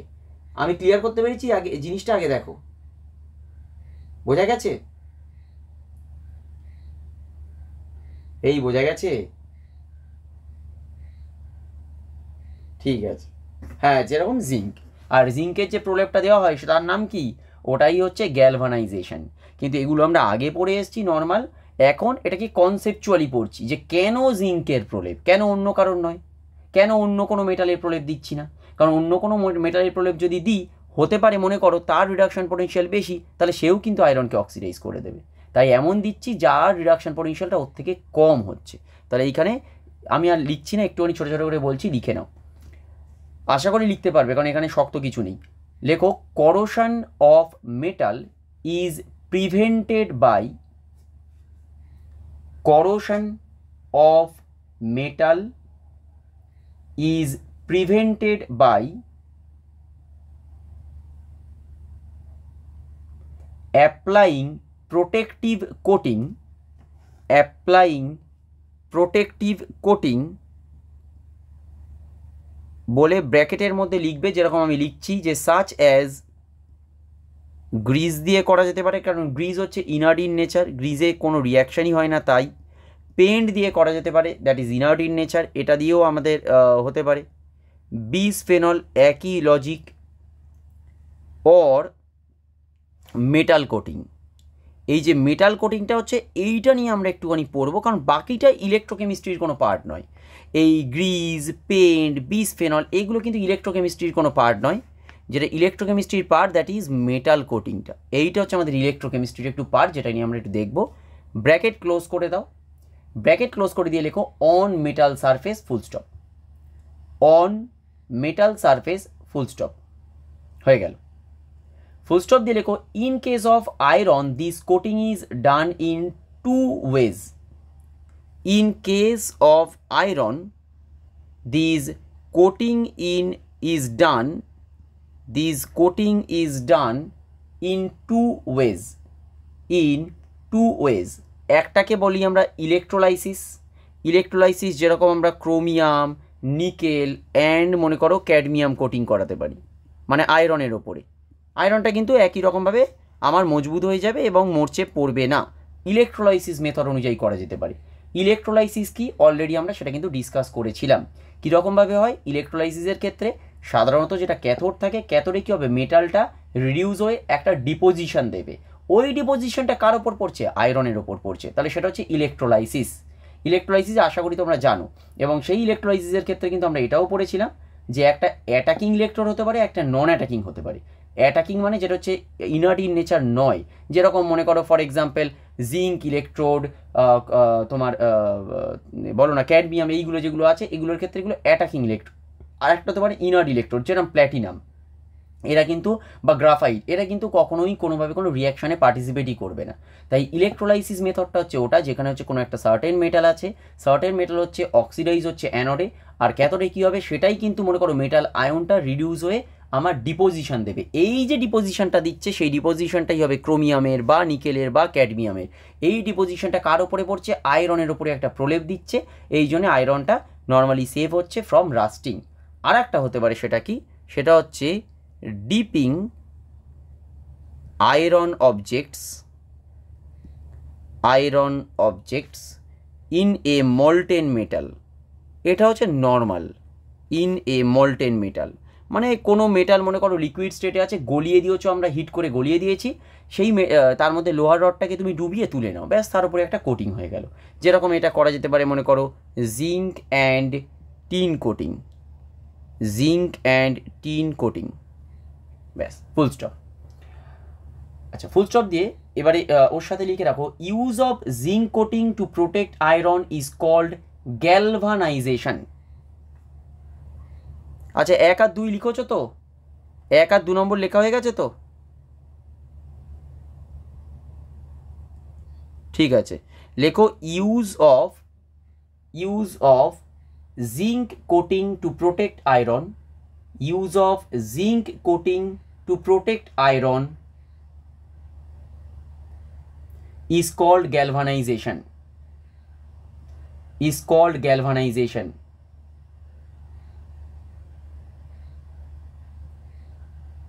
হয়েছে?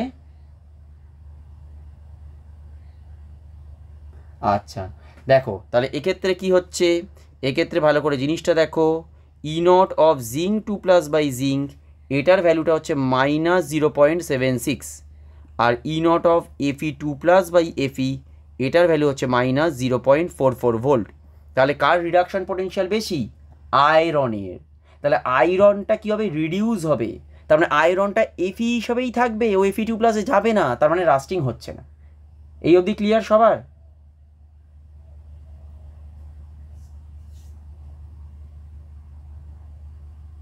এই অবধি ক্লিয়ার হয়েছে? আচ্ছা এইবার লেখো, in case of tin coating over iron,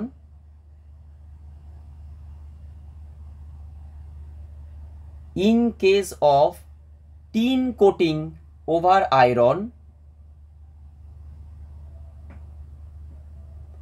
in case of tin coating over iron, comma, if the coating is broken, if the coating is broken, comma,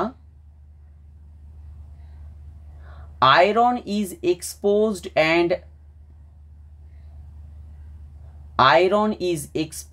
and more active than both copper and tin,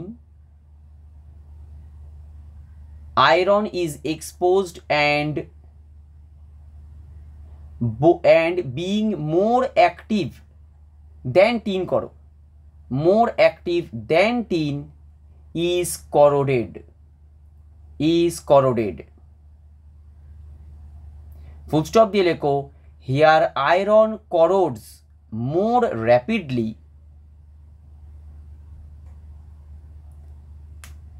here iron corrodes more rapidly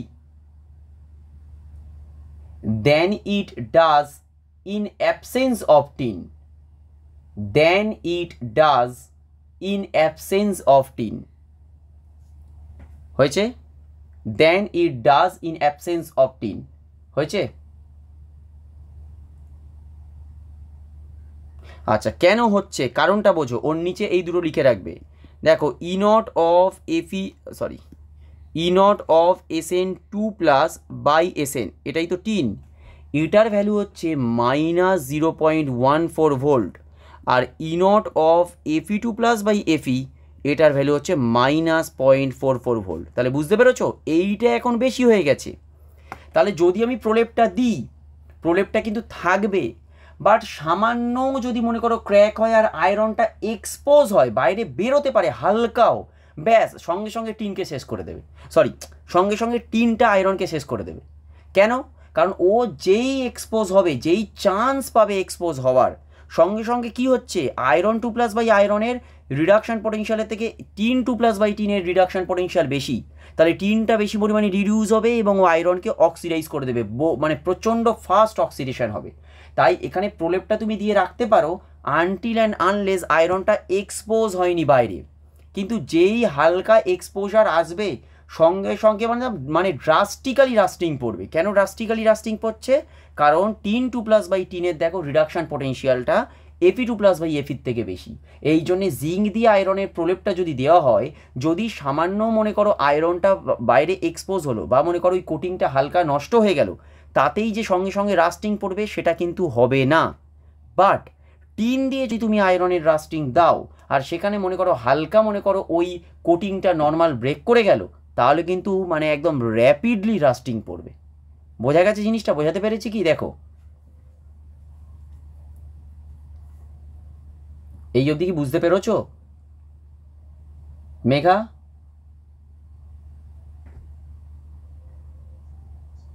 বোঝা গেছে তো? দেখো coating যতক্ষণ আছে, যতক্ষণ expose হয়নি ততক্ষণ ঠিক আছে, যেই এক্সপোজ হয়েছে তখন ভালো করে লক্ষ্য করো টিন টু প্লাস বাই টিনের রিডাকশান পটেনশিয়ালটা এখন বেশি হয়ে গেছে, তাহলে ও নিজে রিডিউস হবে, আয়রনকে অক্সিডাইজ করে দেবে এবং হুড়ুর করে অক্সিডাইজ করবে, প্রচণ্ড ফাস্ট অক্সিডাইজ করে দেবে।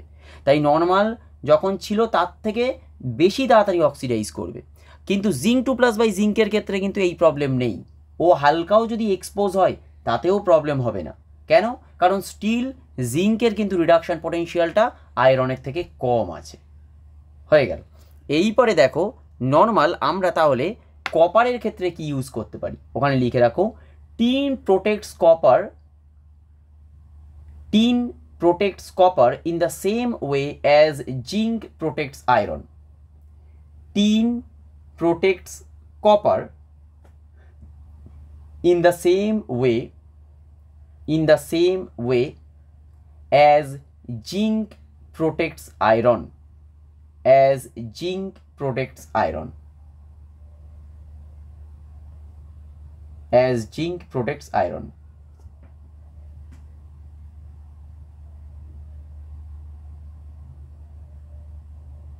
হয়েছে?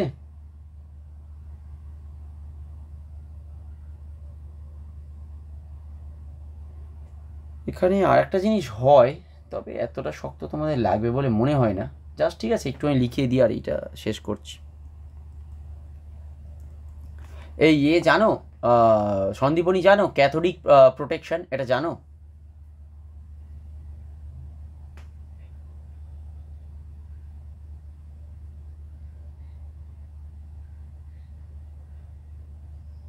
না, মেটাল দিয়ে কোট তো করা হচ্ছে না, কোট কি করে হবে ওটা? কোট না করার জন্যই তো ক্যাথোডিক প্রোটেকশন ইউজ করা হচ্ছে। কোট যদি করে দিলাম তাহলে তো হয়েই গেল। যাতে কোটিংটা না করতে হয় তার জন্যই তো এটা আমরা ইউজ করছি, বুঝতে পারলে না? আচ্ছা আগে লিখে নাও, আমি তারপর একটুখানি বলে দিচ্ছি। আচ্ছা লেখো instead of coating more reactive metal on iron, instead of coating, coating না ইউজ করে আমরা বলছি, instead of coating more reactive metal on iron, instead of coating more reactive metal on iron, comma, use of such metal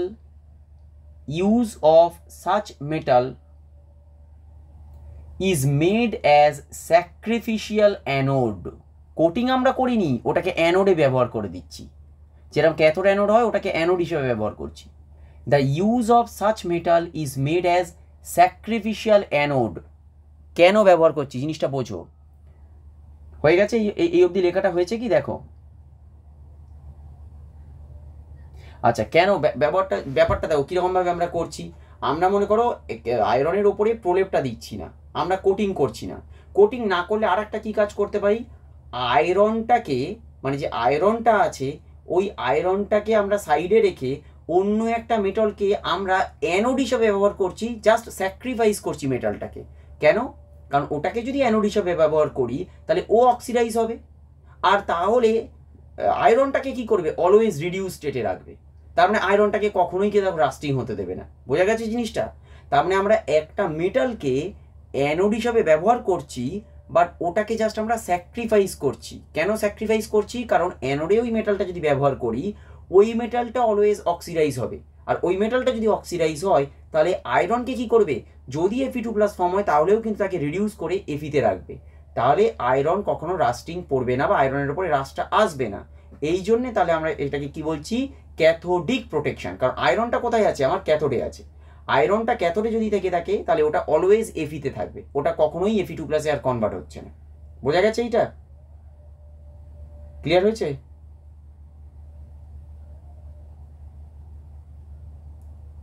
আচ্ছা ফুল stop দিয়ে লিখে রাখো, this method of preventing iron from corrosion, this method of preventing corrosion, of preventing iron from corrosion, of preventing iron from corrosion is called cathodic protection। দেখো আমি স্পেলিংটাও লিখে দিয়েছি, এটার নাম কি হচ্ছে, ক্যাথোডিক প্রোটেকশন। ফুল স্টপ দিয়ে লিখো, in this method a plate of reactive metal, in this method a plate of reactive metal মানে কে সেটা জিঙ্ক হতে পারে অথবা মনে করো ম্যাগনেসিয়াম হতে পারে, মানে কি যাদের কিন্তু স্ট্যান্ডার্ড রিডাকশন পোটেনশিয়ালটা অ্যাকচুয়ালি মানে যার অক্সিডেশন পোটেনশিয়ালটা বেশি, তাহলে ও নিজে অক্সিডাইজ হবে আর মেটালকে কী করবে, রিডিউস করে দেবে, মানে রিডাকশন পোটেনশিয়ালটা কিন্তু কম হবে। ইজ বিউরিড, ডবল আর হবে না, এটা ডবল আর আই, হ্যাঁ, is buried inside the iron pipe or tank and connected to it by wires, কারণ ভোল্টেজ ডিফারেন্স তো আমার দরকার, নাহলে হবে না, connected to it by wires. তাহলে এখানে আয়রনটা কোথায় আছে, আয়রনটা আছে ক্যাথোডে। হিয়ার আয়রন বিকামস ক্যাথোড, তাহলে ক্যাথোডে ও রিডিউস হচ্ছে এবং Fe স্টেটে আছে, Fe2+ হবে না। And more reactive metal becomes anode. The reactive metal, যেটা রিঅ্যাক্টিভ মেটাল আমরা ইউজ করছি অ্যানোডে, অ্যাকচুয়ালি কী করছি, তাকে স্যাক্রিফাইস করছি, sacrificed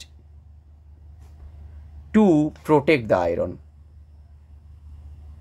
to protect the iron। বোঝা গেছে এটা?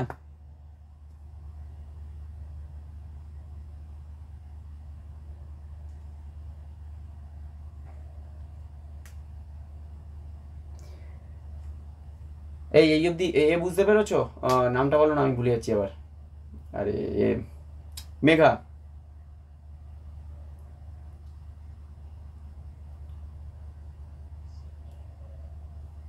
লাস্টের মিনিংটা কি মনে করো, আমার ক্যাথোডে কি হয়, একটা অ্যানোড আছে আমার কাছে আর একটা আমরা কি করছি ক্যাথোড। এবারে অ্যানোডে কি হয়, অক্সিডেশন হয়, আর ক্যাথোডে কি হয়, ক্যাথোডে হয় আমাদের রিডাকশান।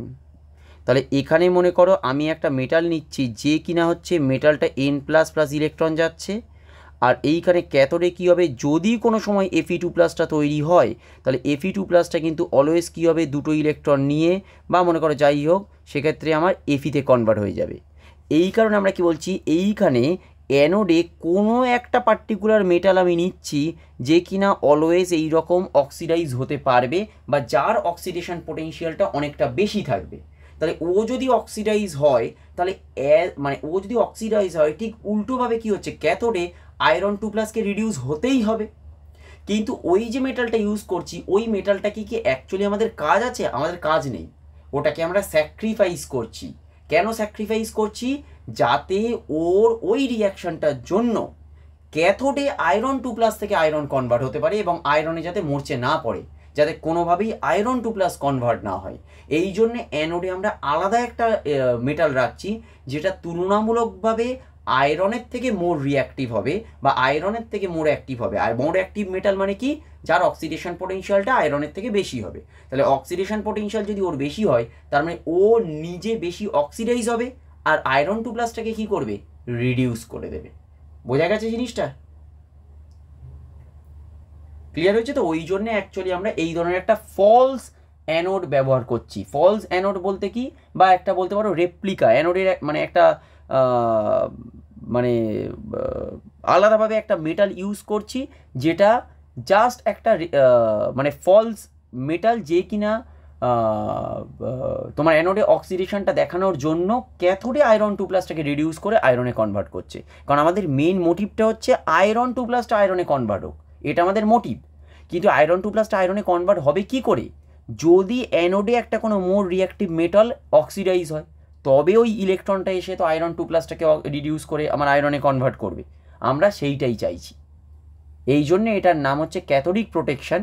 এবং অ্যানোডে যে ইউজ করা হচ্ছে মেটালটা সেটাকে আমরা বলছি কি একটা স্যাক্রিফিশিয়াল অ্যানোড। কারণ ওই মেটালটাকে কিন্তু আমরা স্যাক্রিফাইস করছি, ওটার কিন্তু আমাদের প্রয়োজন কিছু ছিল না, মানে ওখান থেকে আমরা কিছু পাচ্ছি না। বোঝা গেছে তো? দেখো এই বাকি তোমরা সবাই বুঝতে পেরেছো?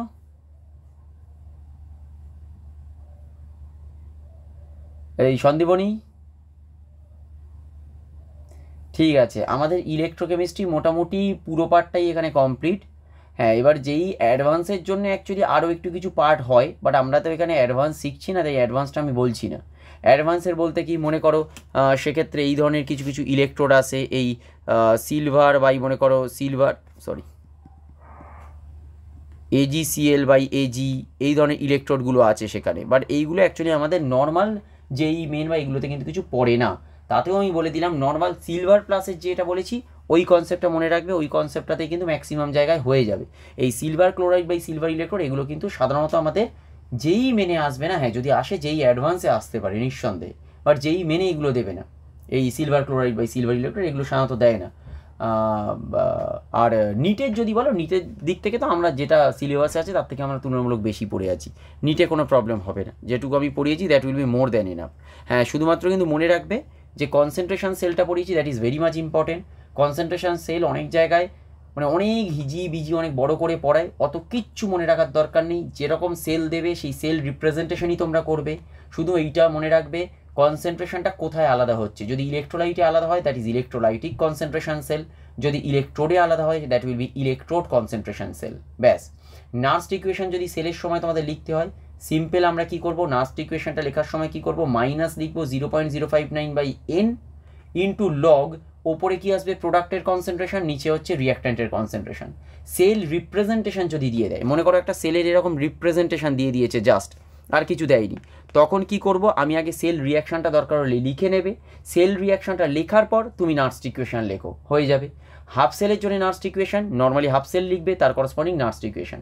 আর নার্স্ট ইকুয়েশন লেখার জন্য আমরা কি বলেছিলাম, সব সময়ের জন্যই কি লিখবো, বাঁদিকে লিখবো অক্সিডাইজড ফর্ম প্লাস আসবে n ইলেকট্রন, আর ডান দিকটায় আমরা কি লিখবো, ডান দিকে লিখবো আমরা রিডিউসড ফর্ম, ডান দিকে লিখবো আমরা রিডিউসড ফর্ম। এই রকম লিখে তারপরে আমরা যদি নার্স্ট ইকুয়েশনটা লিখি, তাহলে নার্স্ট ইকুয়েশনের ফর্মটা অলওয়েজ ঠিক লিখবো, নাহলে কিন্তু ভুল হবে, এইটা যেন মাথায় থাকে।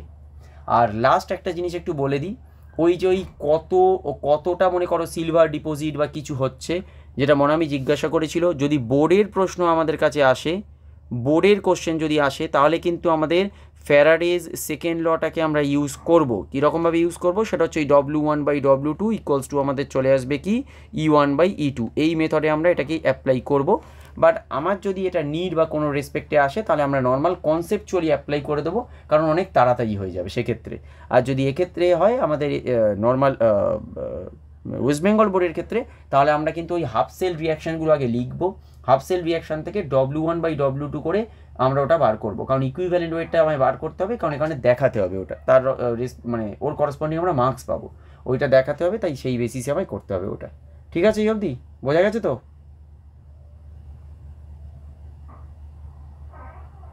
এই ক্লিয়ার হয়েছে? ঠিক আছে, আজকের ক্লাস এই অবধিই থাকবে। পরের দিন আর আমাদের ইলেকট্রোকেমিস্ট্রির কিছু থাকবে না, আমি নতুন একটা চ্যাপ্টারে তোমাদের ওই কম্পিটিটিভের ক্লাস শুরু করব মোস্টলি, যেটা আমাদের চলছে, মানে ডি আর এফ ব্লক এলিমেন্টস, আমরা ডিএফ থেকেই শুরু করব পরের দিন। ঠিক আছে, চলো। হ্যাঁ বলো। হ্যাঁ, সলিউশনটা একটু দেরি হবে গো, কারণ আমার এখনও খাতা দেখা বাকি, তোমাদের আছে ক্লাস 11-এর খাতা দেখাগুলো বাকি আছে এখনও, খাতাগুলো দেখি। আর সলিউশনগুলো ওটা মানে তোমরা সলিউশনগুলো পারছো না, বাড়িতে প্র্যাকটিস তো করতে হবে।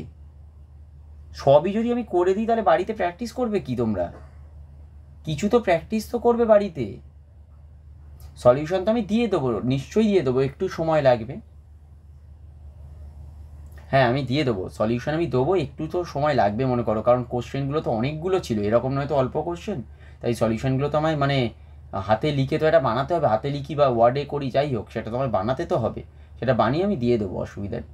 আর সংজ্ঞা যা আছে সংজ্ঞাগুলো কিন্তু নর্মাল যেরকম বইতে আছে ওগুলো পড়ে নেবে, যদিও সংজ্ঞা টাইপের কোশ্চেন তুলনামূলক কমই আসে, বাট তাতেও বলছি যেরকম স্পেসিফিক কন্ডাক্টিভিটি এই ধরনের কিছু কিছু প্রশ্ন আসে, বা সেল কনস্ট্যান্টের জিনিস আসে একটু সংজ্ঞা টাইপের, এগুলো কিন্তু নর্মাল বই থেকে পড়ে নেবে যেরকম আসার কথা।